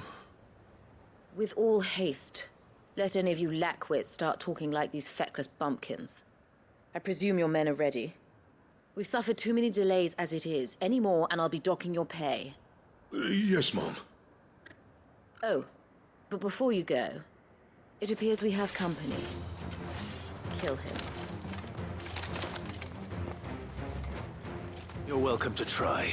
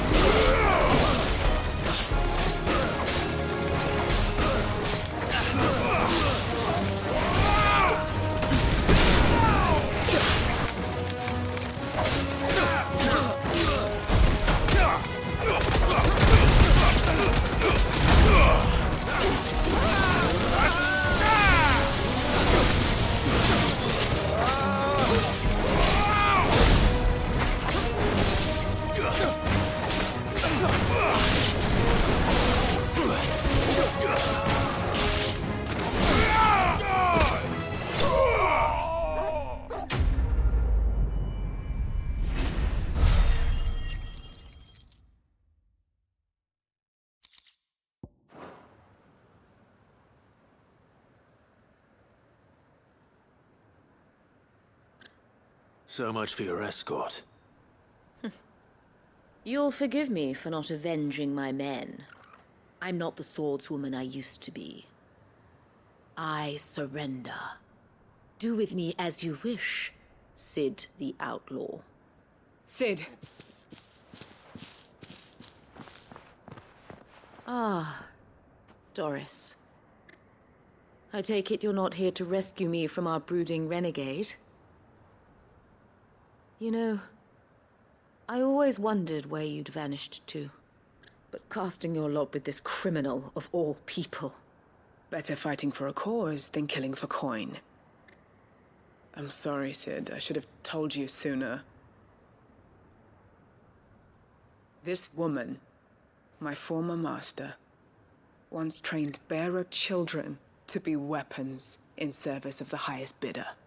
She raised me like a daughter. And I did terrible things to earn her favor.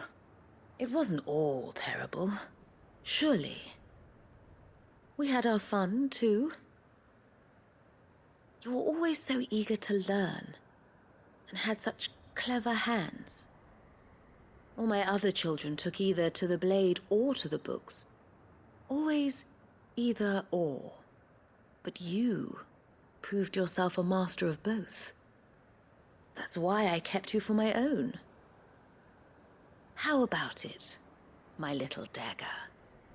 Care to swear that blade to me again? I never swore my blade to you, nor will I ever. I fight for a higher cause, to liberate the bearers of this world. Farewell, Master. Thank you for making me the weapon I am. You always were a righteous child. Perhaps that's the reason I loved you so.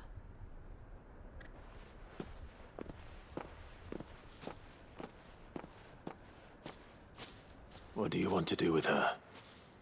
I am not the killer she wanted me to be. Not anymore. And she no longer has friends in high places. The Dame does, though. Her connections at the Imperial Court will see that justice is done. All right. If you're certain. I am. And thank you for everything. Now, I better let these bearers know that they're safe.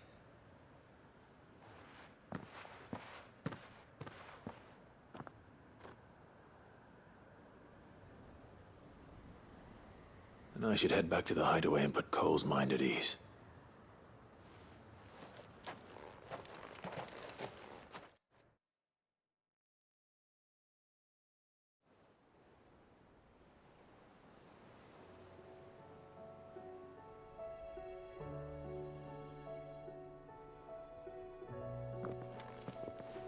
Welcome back, Sid. Doris's message just arrived. I hear you saved more bearers from being smuggled across the border. With any luck, they'll be joining us in the hideaway shortly. Oh, and your letter. You don't need to worry about Doris anymore. I'd been hoping as much. She mentioned one or two things in her report. So the slaver we'd been chasing all these months was her former master. Wish I'd known. She's been arrested, by the way, over in Sambrek. Went quietly, or so we're told. And she won't be getting off lightly. The Empire may have no love for bearers, but it's none too fond of black market traders either. Can't have been easy for Doris. I'm sure it wasn't. But don't worry. She'll be all right. I hope so. Suppose you should know, eh? You had quite the past yourself before you came here, or so I understand. Anyway, thanks again, Sid. The Cursebreakers would be lost without Doris. And you, of course.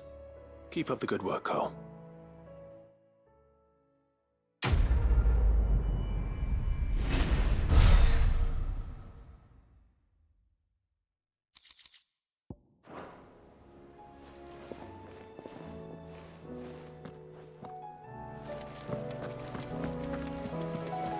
Covered in nicks and lumps, the lot of them.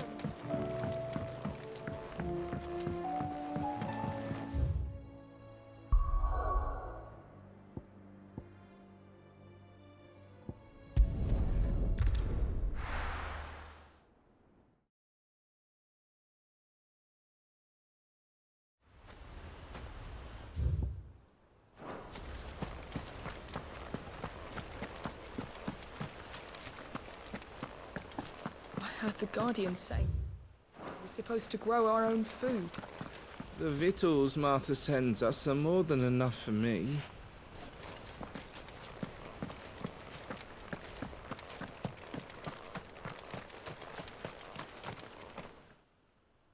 Ah, Lord Rossfield. What brings you to Eastpool? A delivery from Martha.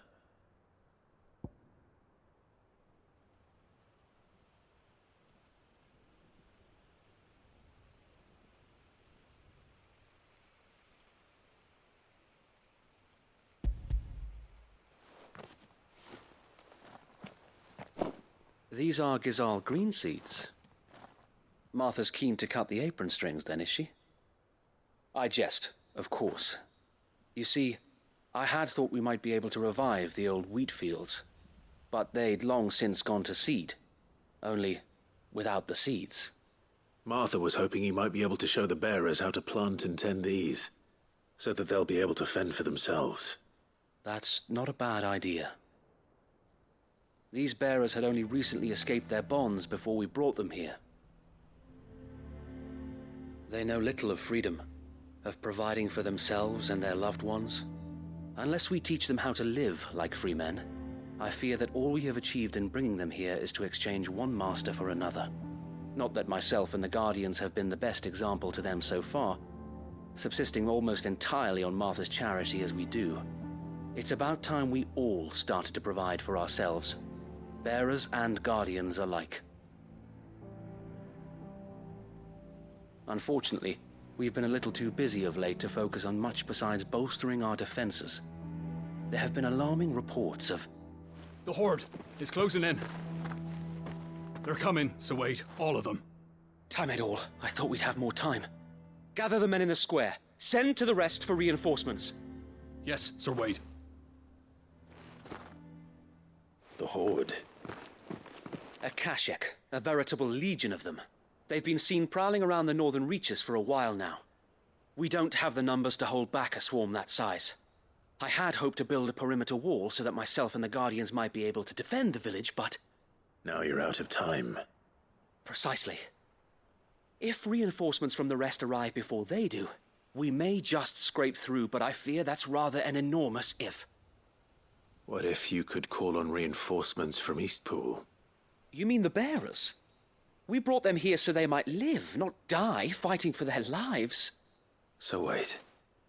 You said you lack men to defend the village. Are the bearers not men?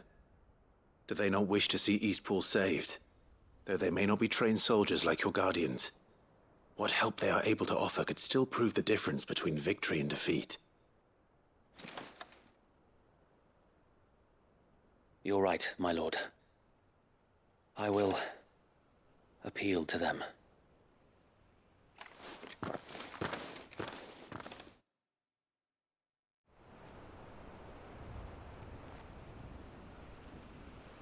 My friends, I humbly beg your aid. We Guardians are few and our enemies many. But I swear we can defeat them with you at our side. You would send us to the slaughter, to serve as bait for those fiends so that you and your men might be spared. And to think we trusted you. Say what you will, a home is not worth dying for. But it is worth fighting for. Sir Wade fights to give you lot a chance. Just like I do. Just like Sid does. We all wanted to give you a home where you could be free. And you got one, didn't you? This place, Eastpool. This is your village. Your home. And if you don't fight to protect what's yours, you'll lose it. You know I'm right. This world wants to take everything from you. Everything. Your homes, your freedom, your very lives. So then, are you going to stand by and let that happen to you? Are you going to accept fate like good little Bran did and die, having never stood up for yourselves? Or will you fight like free men and women?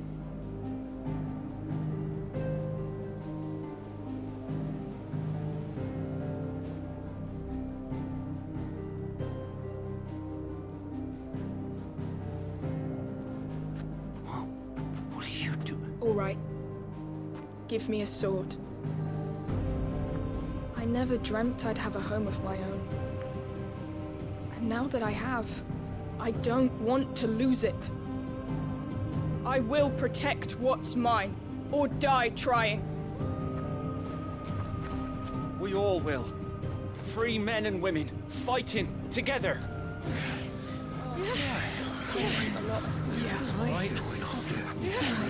For Eastpool! For Eastpool!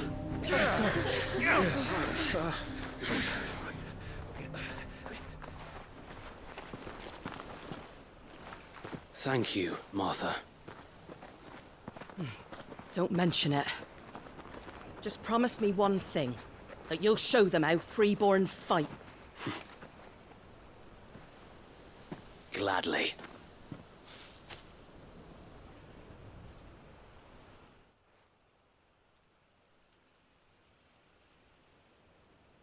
Well, if it was numbers you were lacking, you certainly won't be now. Thanks to you. Me? Oh, I just love the sound of my own voice. Lord Rossfield, my lady, we're ready. So what's the plan of action? We'll divide our forces into several small detachments, each made up of guardians, bearers, and guards from the rest. These will position themselves at strategic points around the village. Upon engaging with the Akashic, each detachment will keep the creatures occupied as best they can. steadily retreating all the while. You're going to lure them into the village? I am. We will have neither the time nor the resources to treat the wounded, so injuries must be avoided at all costs. Instead, we will focus purely on defense at first. By coordinating our withdrawal through the use of messengers drawn from among the bearers, we will aim to have the swarm converge at a point of our choosing. With luck, that point will be the village square, the perfect place for our most able warriors to surround them and fall upon them, and for you and I to finish them off. A sound plan, but one that'll require a leader with a cool head and strong nerves to coordinate the retreat. I'd say you have both in abundance, Sir Wade, but you'll be needed. Please, leave the last of the fighting to me. Ha! And let you have all the glory. Sir Wade! They're here! Then you know what you must do. We work together, everyone playing their part, each shielding the other that no man might fall, that Eastpool might live on. For Rosaria! For Rosaria! We've no time to argue, my lord. I'll do as you ask. And I will do as you ask. Suppose we'd better do our bit too then, eh? Right you are, Martha.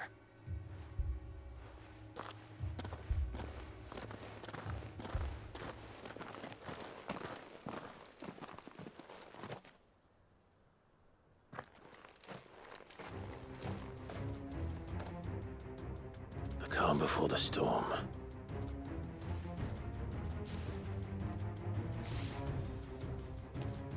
And here it comes. I will not let this village fall.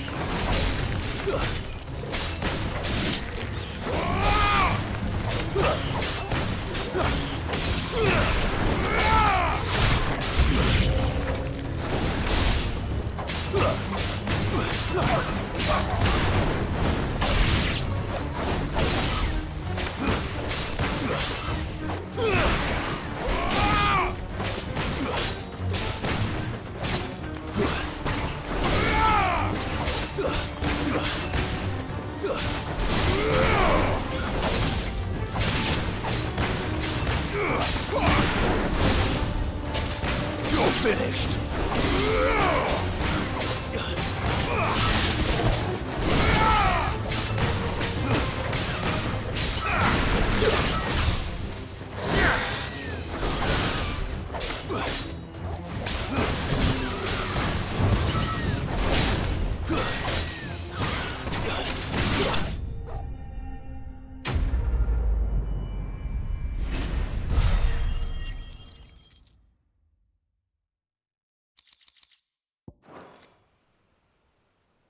Looks like that's the last of them. Lord Rossfield! Change of plan! What is it? Owl from the rest. An Akashic curl's been sighted on Rhiannon's ride and is headed in their direction. Well, the better half of her guard is here. So Wade, how many Akashic remain in Eastpool? Hard to say. My men are still facing some resistance, but I think the worst is behind us. I could order a detachment or two to fall back and... No. Let them finish the job. You stay here too, Sir Wade. Your men need you. I'll go after the Curl. Join me only when Eastpool is won. If you're sure, my lord. May the Founder protect you.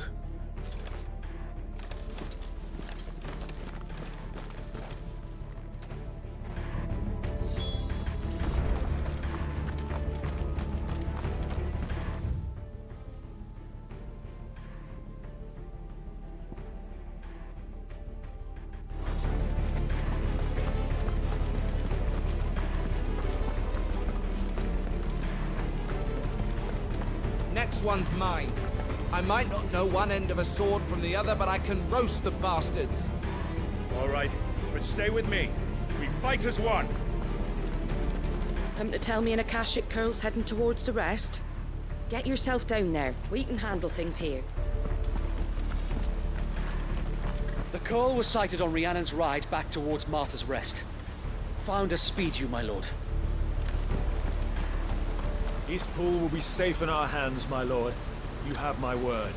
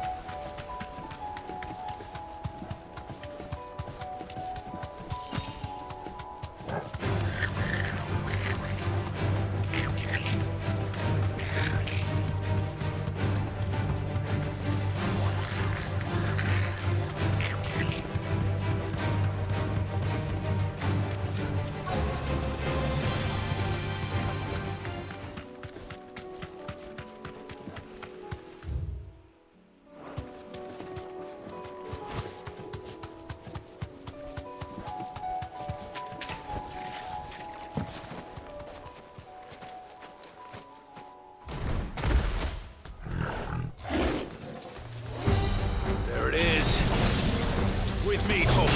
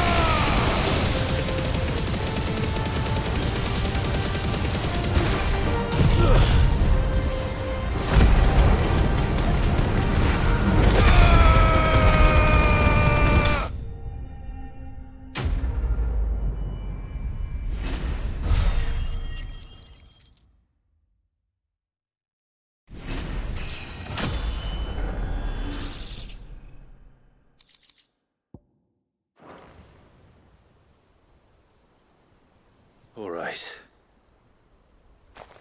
Back to Eastpool.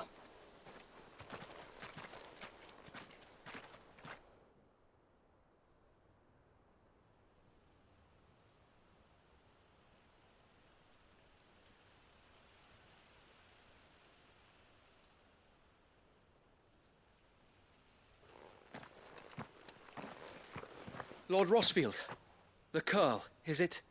It's dead. Thank the Founder for that. And for you, my lord. We were able to eradicate the rest of the Horde. I have guardians posted around the village to keep watch for further attacks, but all seems quiet for now. I hesitate to say it, but I think it might be over. I think it might.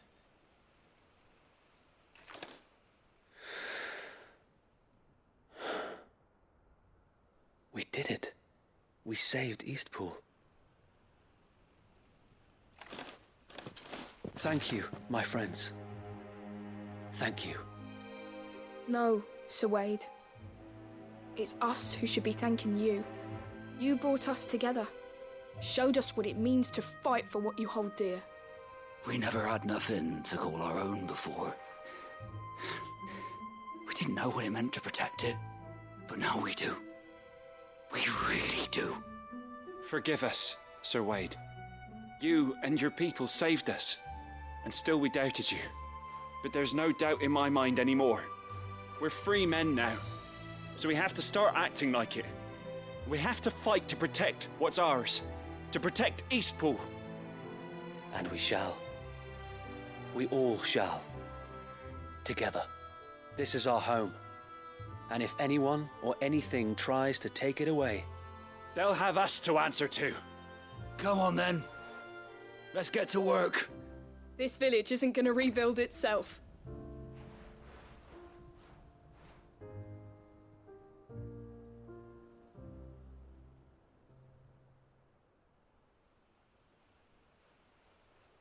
They're not slaves anymore. No. They're Rosarians. Your father took pity on the bearer's plight, and I believe if he were still with us today, this is what he would have wanted. I believe you might be right. I shall remain here, my lord, and do what I can to help rebuild the village. After all, this is my home now too. And I could hardly call myself an East Poolian if I didn't pull my weight.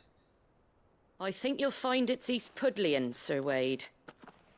But you should be proud all the same. I'll have to pull my weight too.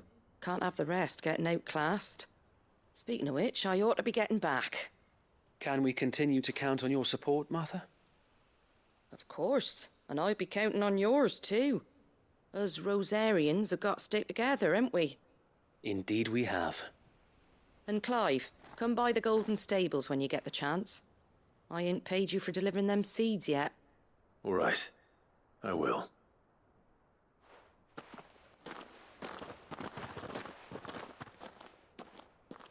Lord Rossfield, do you remember our very first mission together? Clearing the goblins from the Stillwind Marshes? How could I forget?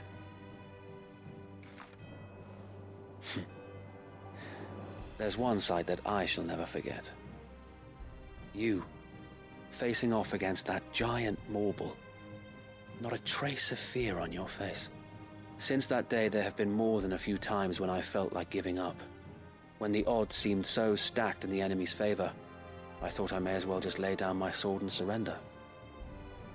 But every time, I would think back to the look in your eyes that day and remember what it means to be a shield. Know that whatever trials Eastpool may face, I shall never lose courage. Thanks to you. Sir Wade, you have always been a true shield.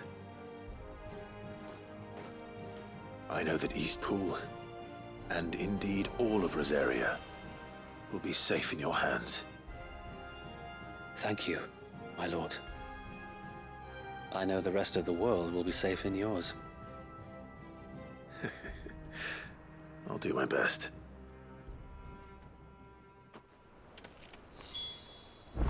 Thank you again for all you have done for me and mine, my lord. You may rest assured that Eastpool will be safe in my hands.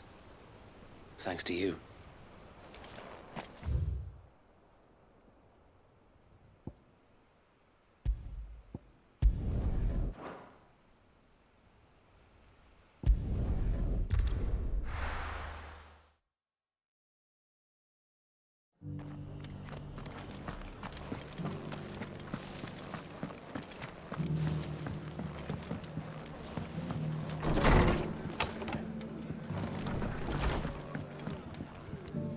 The hero returns. It's lucky you came by when you did, eh? Not only did my seeds get delivered, but you went and saved Eastpool and all. I just did what I could. And it's only right that you get rewarded for it. Take it before I change my mind. Thank you, Martha. So, Eastpool's finally back on its feet again. And a home to free bearers. Who'd have thought we'd see the day, eh? Well, it was your idea. I know that, but I never stopped to think what it would mean. Bearers in charge of themselves, thinking for themselves, working for themselves. Like your hideaway, but not even hidden away. Though I suppose the rest ain't much different nowadays. You know, bearers living free like that reminds me of when I first met Sid. Loath as I am to recall that particular day. I take it you didn't always see eye to eye. What happened? Well, if you really want to know, I started doing what I do long before I met Sid. In fact, that's how I met him. Or at least how he came to meet me. He showed up at the stables one day, asking questions about who'd been buying up bearers. Founder knows what he thought I was doing with them. Running a hunt, poking around in their innards. Something awful, anyway. Me, I thought he was a new constable. Thought the game was up. But somehow we both managed to work out what each other was about. And before I knew it, the cheeky arse was rattling on at me about how I was doing it all wrong. After all my hard work. Told me I was giving them relief, but not freedom. That my bearers were still dying as slaves. Got right under my skin, it did.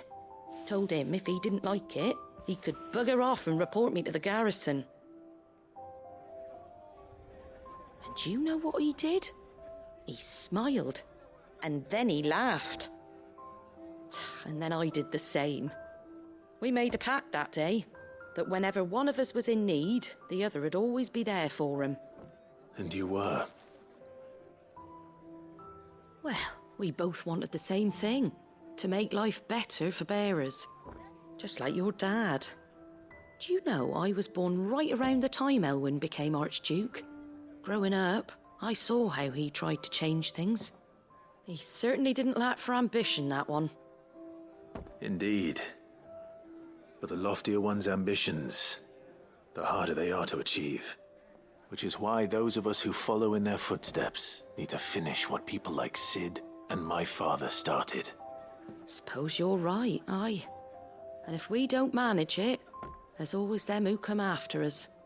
Good thing we've got a few half-decent sorts waiting in the wings, eh? It's almost enough to give you a little bit of hope. Just a little. Anyway, enough nattering. Better get back to work. Let's see about making everyone some dinner, shall we? The least the folks who saved Eastpool deserve is a hot meal. And you and me ain't gonna save the world on an empty stomach neither. That sounds like a wonderful idea.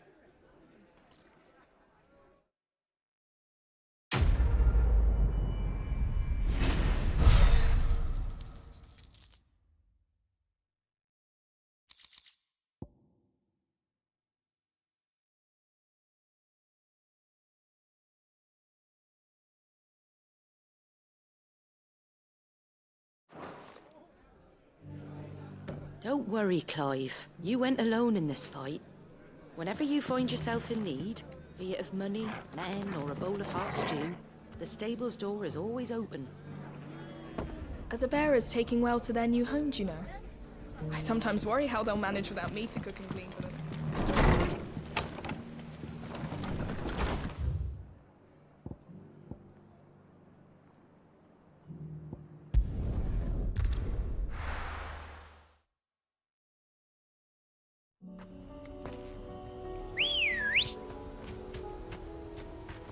Good girl. Faster!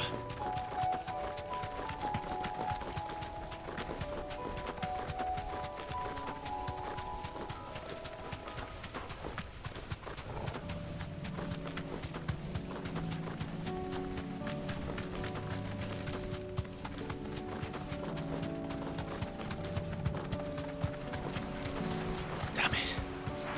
The whole village is turned.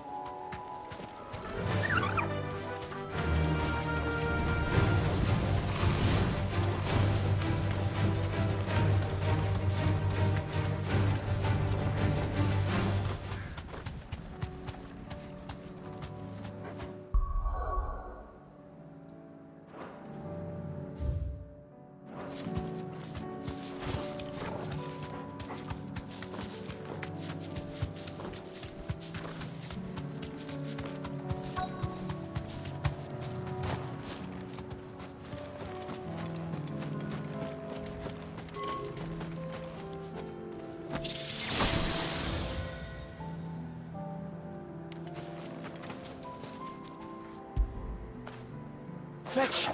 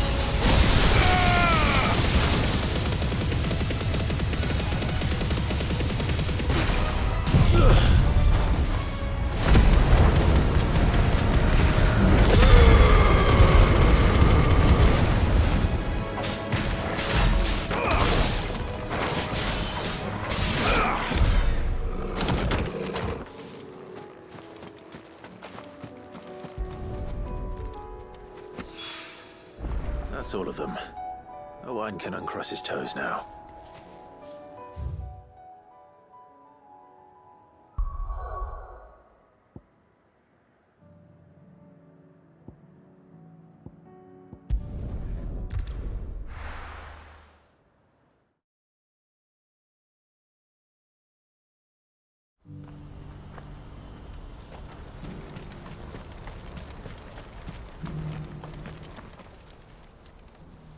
Don't blame yourself, Elle.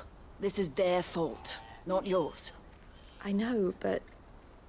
No buts about it, all right?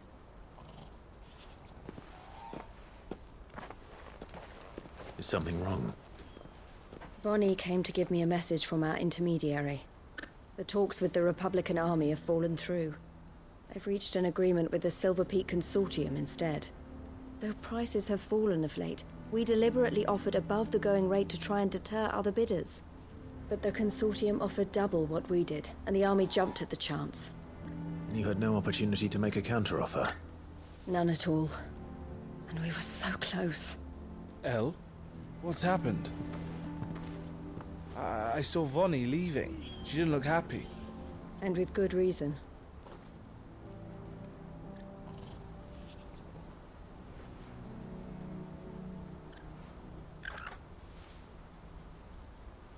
But I thought we were the only ones the Fist were speaking to about the bearers. How did the Consortium even find out about this? It's not so surprising. They have ears all over the Republic. This isn't over. The Consortium will have to sell these bearers eventually, and at the price they paid, buyers will be few and far between. I'm going to Randalar myself. Alone? You sure that's wise? Are you offering to be my bodyguard? How kind. Meet me at the checkpoint near the capital gates. I'll send an owl ahead and request a meeting. You go to Cashlock, Theo, and get everything ready. We've waited far too long as it is. Even if I fail to free these bearers, there will be others. Someone needs to prepare the place and keep any prowling beasts at bay.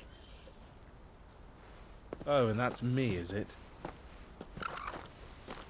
Well, It looks like I'm following orders till she gets back from meeting the Silver Peak Consortium, who've been doing their best to undermine our scheme.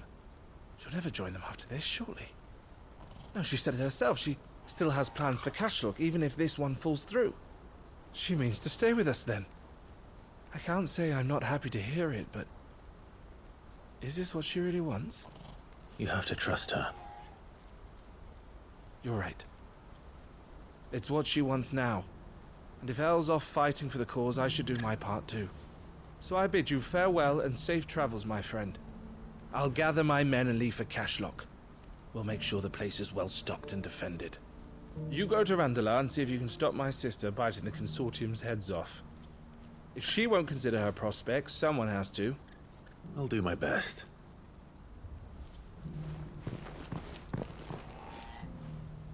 All right. To Randala, then. I'd better not keep Eloise waiting.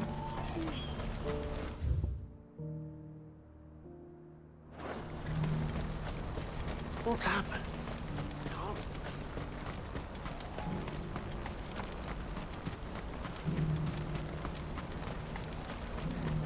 What I wouldn't give for a hot meal. Would that we had anything to give. Looks like this is the end of the road for us.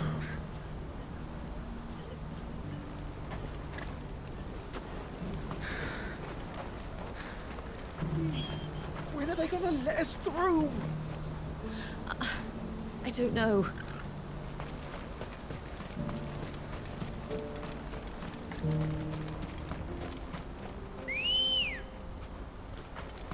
Ready, go?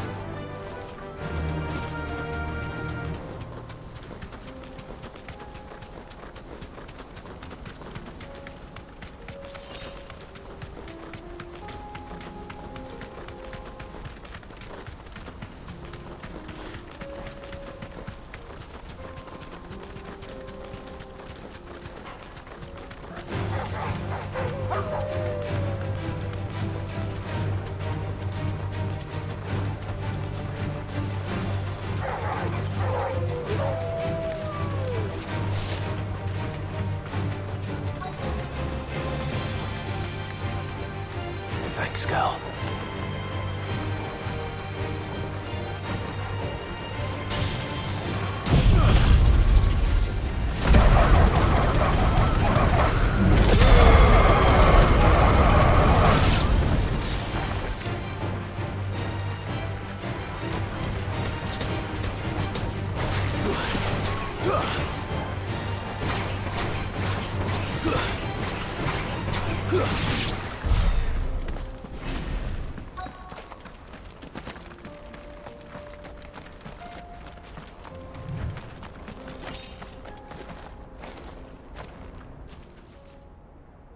I hope I didn't keep you waiting.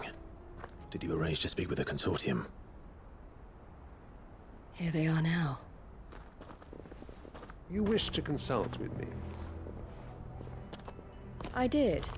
It's about the bearers you recently purchased from the Fist. We had all but finished making arrangements to buy them ourselves, and then you stepped into the fray. You misunderstand. The Consortium had an interest in purchasing them from the very first. It was only our regard for you that kept us from bidding.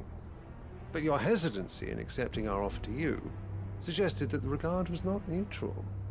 And so we resumed our business. I did not hesitate. I am simply not inclined to make such decisions without first giving them due consideration. But what is done. Come then. How much do you want for them? Alas, you are too late yet again. We rarely take on such unconventional merchandise without a purchaser in mind. The bearers belong to him now. Who is your buyer? A trader from across the water. A most demanding fellow, if it's any consolation. He insisted the bearers be fed, dressed, even given their own bunks for the voyage over. That's what you get when you deal with continental types. I wouldn't know. Oh yes, the culture on the continent is quite different to ours. They pay good money for bearers not fit for the knacker's yard, and treat them like kings. But as long as they pay... That does sound unusual. No matter then. If they've already left our shores, there's little that can be done. Allow me to withdraw my interest. And with it, my interest in joining your organization. My associates will be sorry to hear that.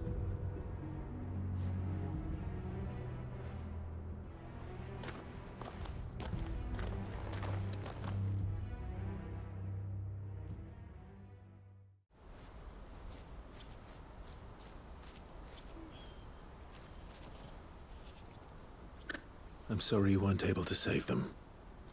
As am I. But I only have myself to blame. He was right, you see. The Silver Peak Consortium did intend to buy those bearers before I did. Their representative hinted at a possible purchase when he came to recruit me. I feigned interest in joining them in the hope he might be encouraged to tell me more. And he did just that. As soon as he left, I sent my own offer to Randalar. So you never... No. I entertained the Consortium's proposal solely so I could learn more about those bearers. But I was a fool to think they wouldn't find out. I knew exactly who I was dealing with. You tried. I did. And if what he said was true, the bearers are to be well treated. Which is something, at least. They deserved more. I wanted so badly to see them freed. Eloise! Eloise! Word from Cashlock. The village is under attack. A pack of beasts have come down from the mountains, and there's a dragon at its head. Theo and the others are trying to hold them off as best they can, but the odds are against them. They need help, and fast. Theo! I'll go on ahead. Thank you, Clive. I'll gather some men and join you there. Just... make sure he's safe.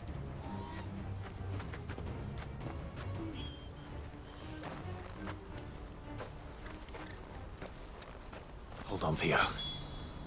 I'm coming.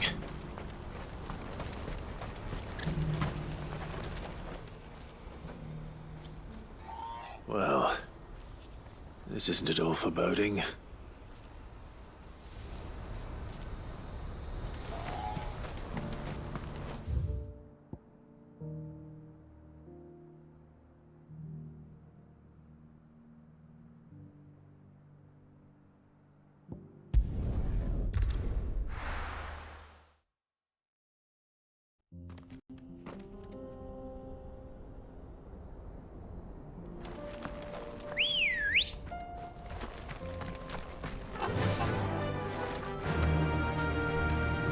Yeah!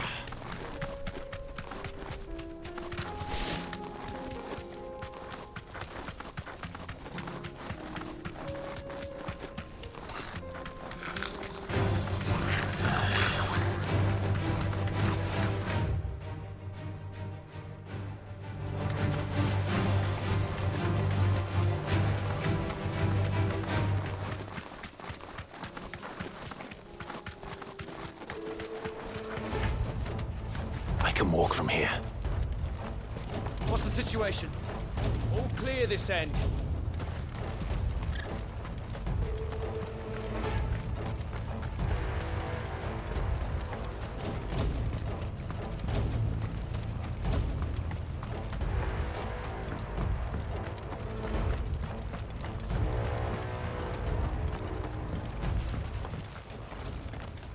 Where's Theodore?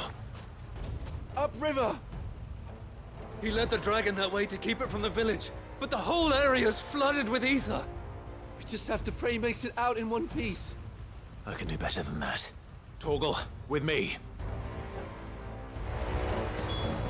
Theodore led the dragon upriver. God help him. I only hope he's still alive. There's an ether flood up ahead. I know Theo's a bearer, but even he can't stay in there forever.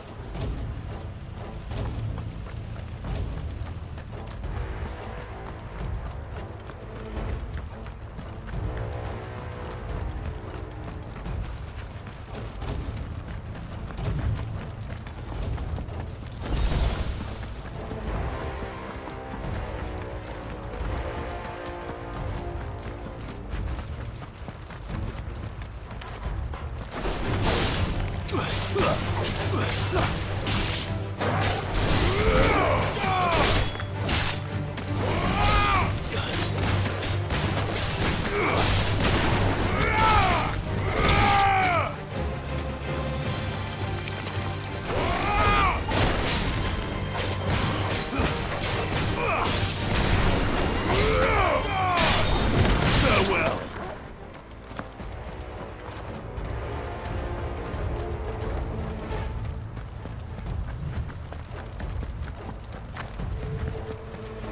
Theo.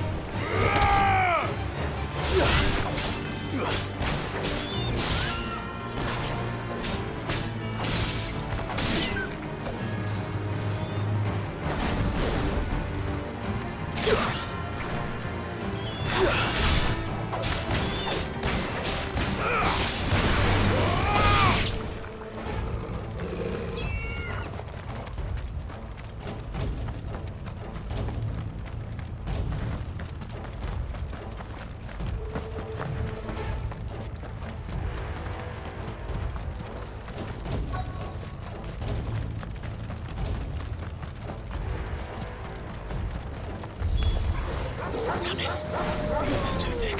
These creatures have already turned.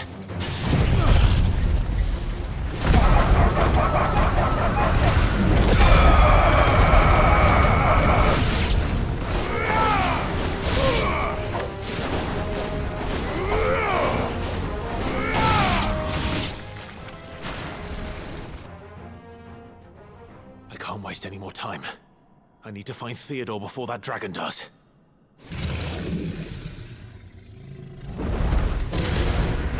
Looks like it's found me.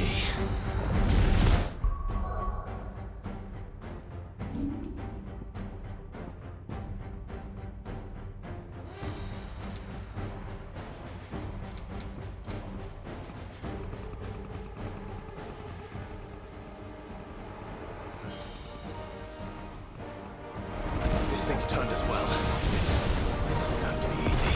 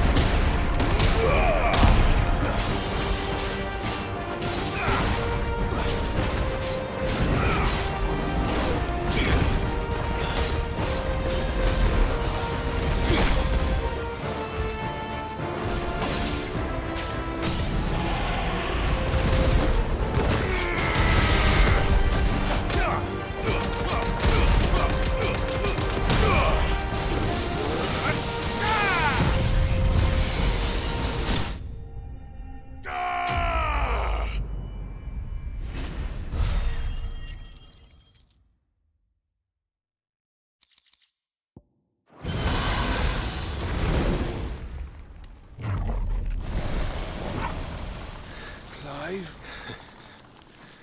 Theodore, you had me worried for...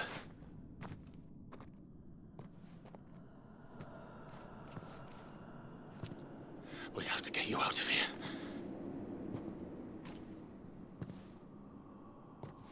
I think it might be a little too late for that.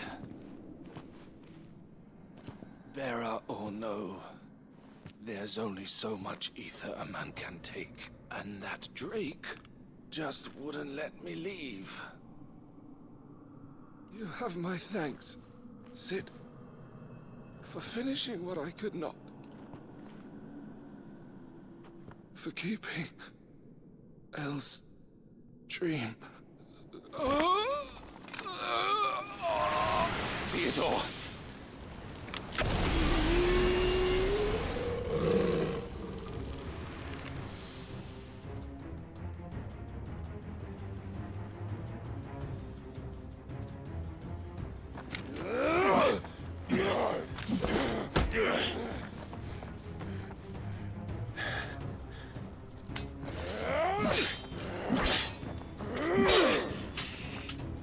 Don't make me do this. Stop it, Theo! Stop! Stay back, Eloise! He's turned. And so will you!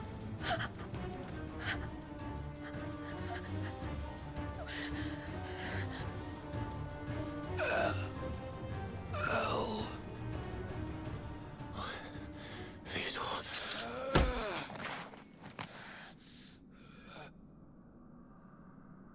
Take care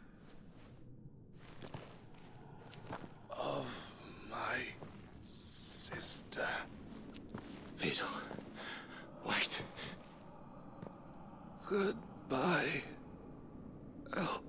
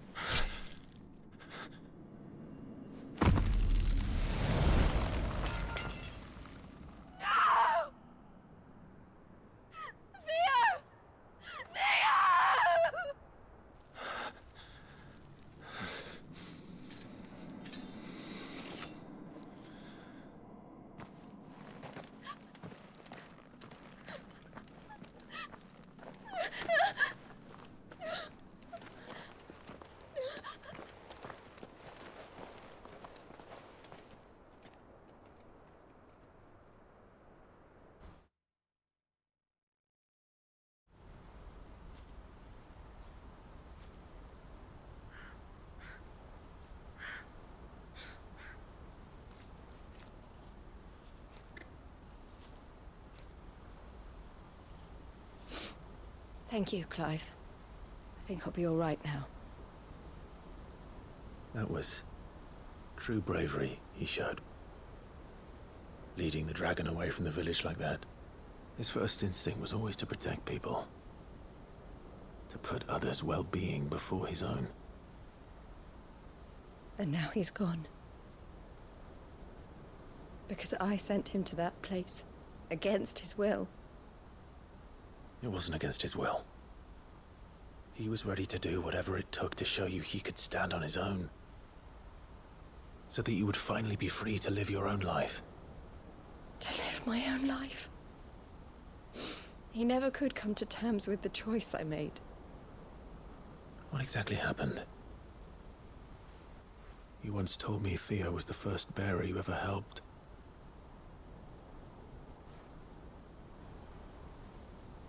We grew up in Canva. We were born to one of the great trading houses. And I was chosen to inherit the family business. I had my father's head for figures, you see. Theo did not. While I studied the art of commerce, he played at soldiers instead. A late bloomer, in more ways than one. For unlike most bearers, it wasn't until his 15th summer that his powers awakened. My parents tried to drive him out of the house and into the care of the constables. But before they could, I took him into mine. Theo told me something else. He clearly admired your devotion to the cause of freeing others like him from slavery. But he said you deserved a better life than this. He wanted to free you from what he called your bonds, just as you freed him from his. I would be lying if I said I had not wondered from time to time how much easier my life might have been if I had allowed Theo to be taken and devoted myself to the family business instead.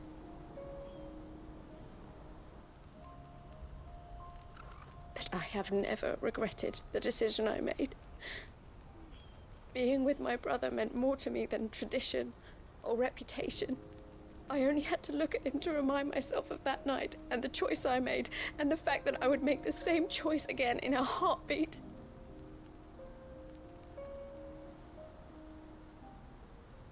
He was never a burden. How could he even think that? If anything, I was the one who weighed him down. You weren't, Eloise. He said it himself, that he had always been grateful to you for saving him, and that he wanted to repay you by letting you live the life you were denied. Neither you nor Theo weighed each other down. You loved one another. You did whatever was necessary to continue living your lives together, and you always would have. You're right. All I ever wanted, all I ever did, it was so we could be together. Oh, Theo, why did you have to...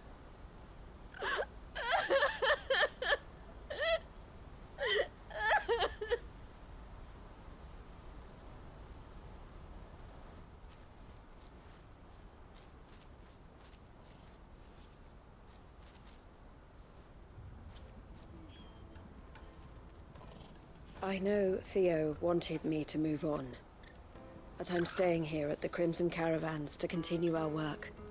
We can make a difference here. We can help people, save them. I need nothing more from life than that. So I'll carry on doing what we do, ensuring that goods, people, bearers get where they need to be, bringing smiles to people's faces just like we always have, and to Theo's, wherever he is. This is the life I have chosen. The life I will always choose.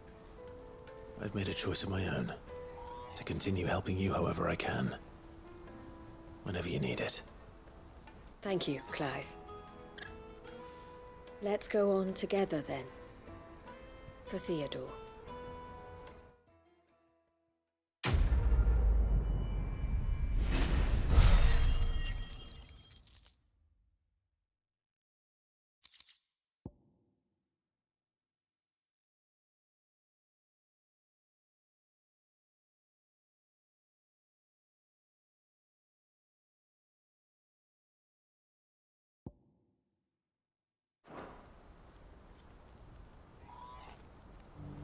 The Crimson Caravans is my family business now, and I would not exchange it for the world. I brought Theo here to be safe, and I have never looked back since.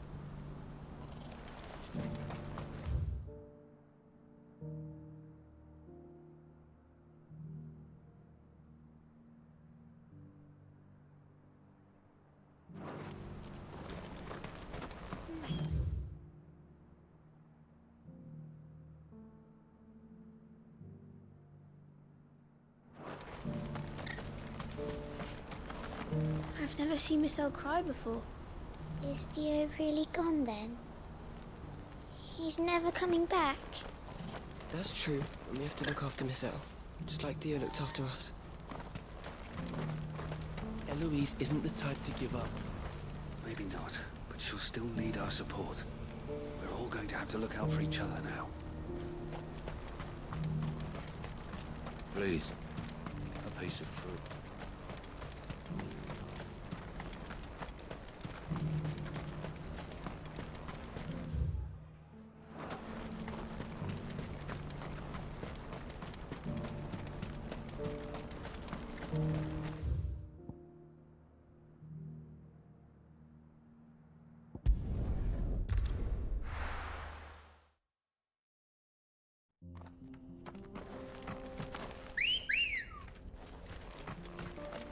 Ready, go?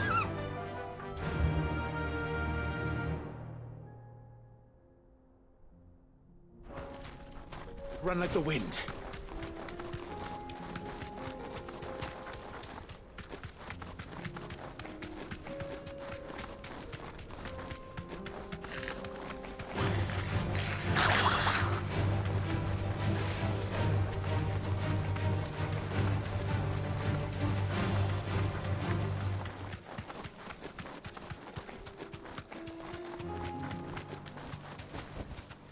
I can walk from here.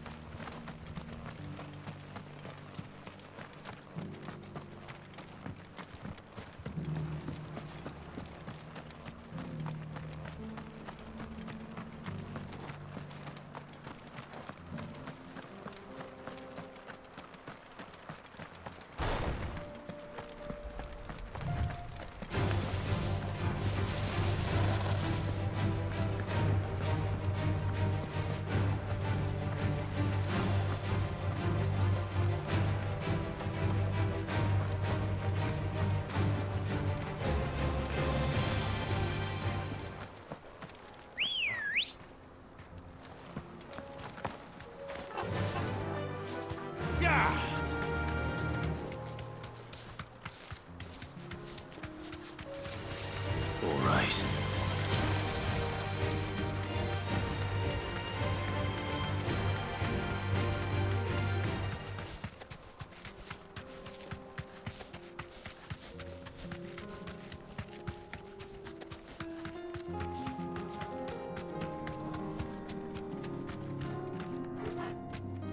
Straight home now.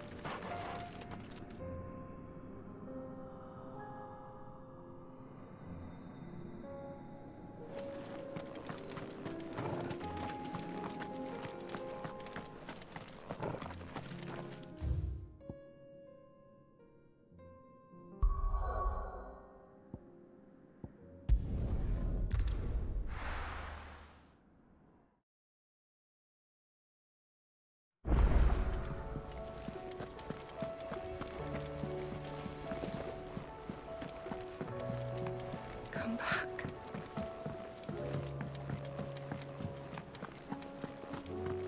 Oh, don't tell me we've run out of papio nuts.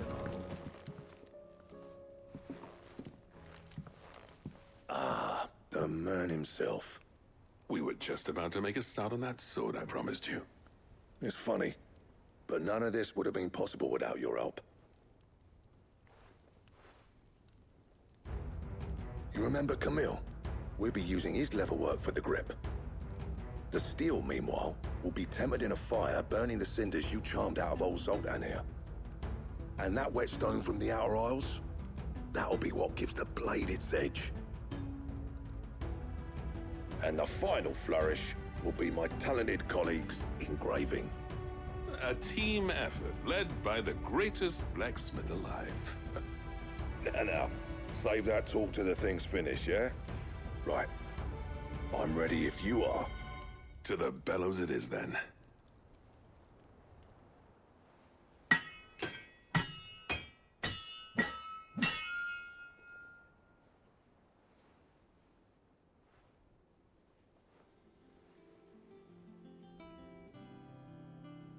Well, bugger me.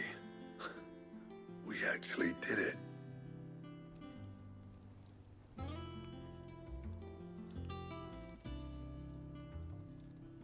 The sword to end all swords. Ragnarok. It's quite something. I trust you'll take good care of it. Thank you. Both of you. So, does this make you pair the greatest craftsmen alive, then? This? Nah. This was just following the footsteps of the greats of old. It'll take more than that to earn us our place in history. But we're up for the challenge. Here. A list of materials. Zoltan and I got talking on the long road back from Dravost. We reckon with those items there, we could craft something even better than the Ragnarok. Something worthy of a legendary outlaw like yourself. That's a weapon I'd like to see. You leave this list with me. I was hoping you'd say that. One legend at a time, eh, lads? Before you start on the next, who fancies raising a cup to friendship reforged? Good idea. No more drinking to forget my past.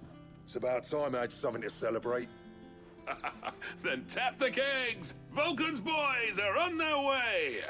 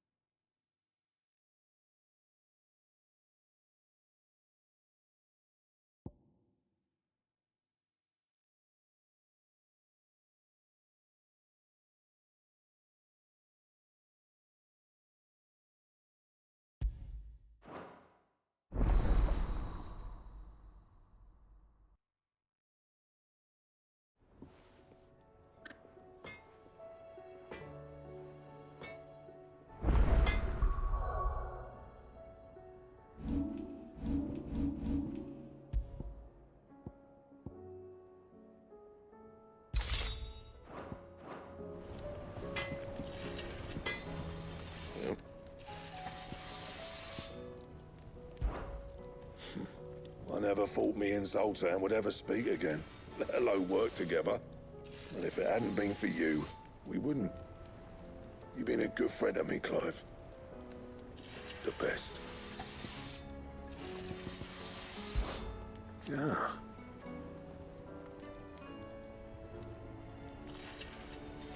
The weight of all that shit.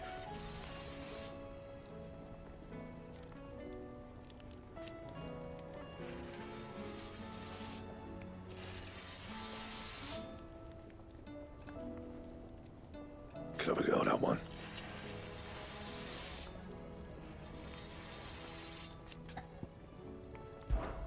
So, what'll it be?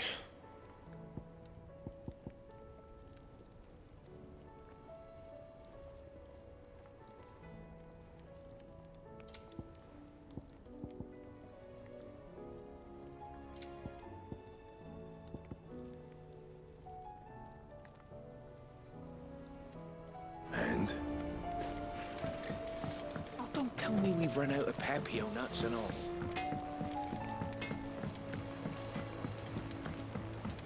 tried Molly's lemon tarts? I've never had anything so delicious. I should be so lucky. They're all in Tet's belly before they've even had time to cool.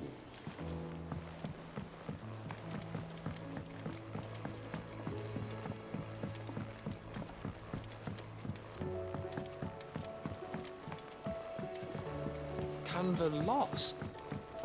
It can't be true. Miss, can we read Miss Editor's story for our lesson today? What a wonderful idea, Jocelyn. Let's do just that.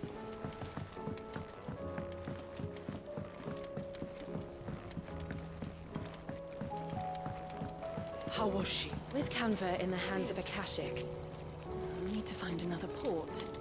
Preferably one as well hidden as the ironworks. Ah, Sid! Wasn't expecting you back so soon. So, is it good news or bad?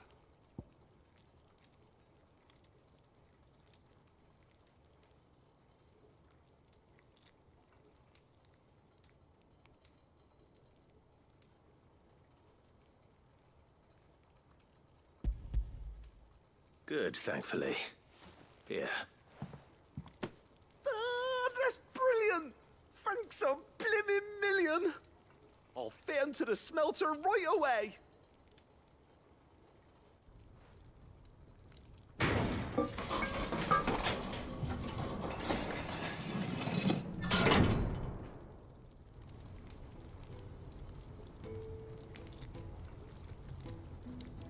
May I present to you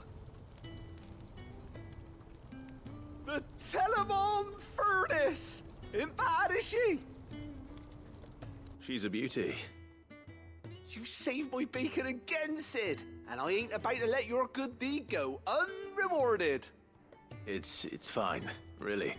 My bag's flexible enough already. Oh, don't say that. I'm sure I can make a few improvements to it yet. You could just buy me a bigger... How about that clasp? Looks a bit stiff. Reckon you could loosen it up and make some more room? And I reckon I know how. With a new alloy we've been working on. The Telemon Furnace was just what we needed to perfect it. It's a metal, see? So it's lovely and strong, but it's also, well, stretchy, if you can believe it. Stretchy metal. Well, if you insist. That is the spirit. You'll love it, I promise.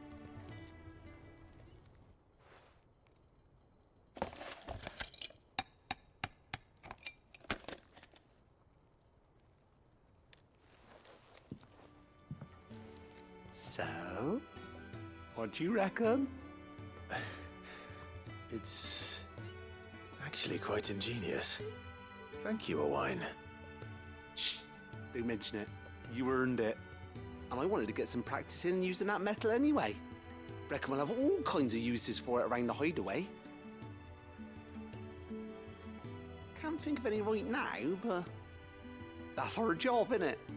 Dreaming up new ways to make life easier around here. Maybe even out there, too. One day, the whole world's gonna know about the inventions you've helped us put together. That bag of yours will be the first of many. You mark my words. They'll hardly believe their eyes, I'm sure.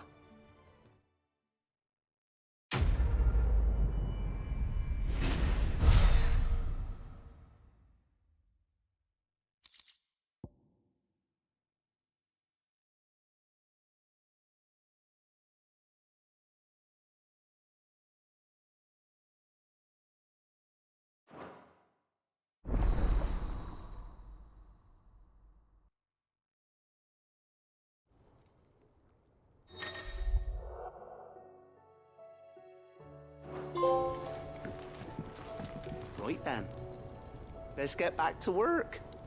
These world-changing inventions ain't gonna invent themselves.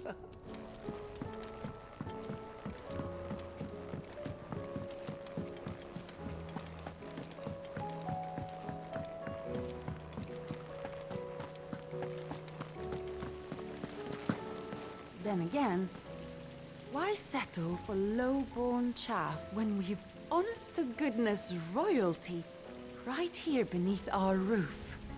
If Prince Dion cannot see my love for him, then perhaps the Phoenix will.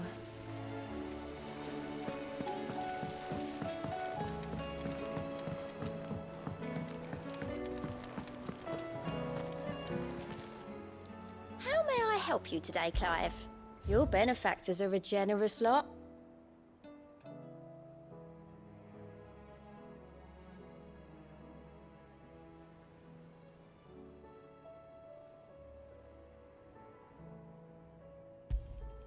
Here you are.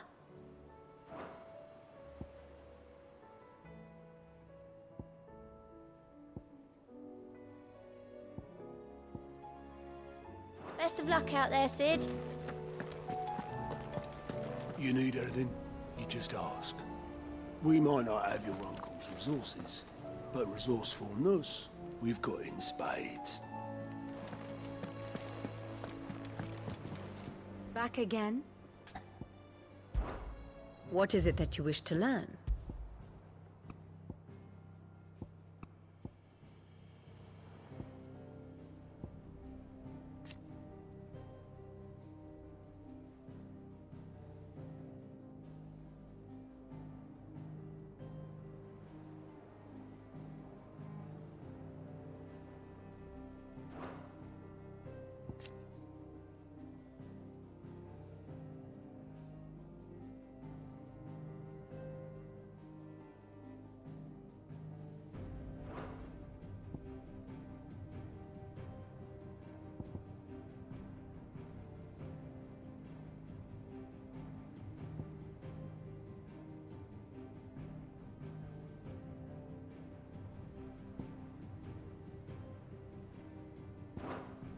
Very good.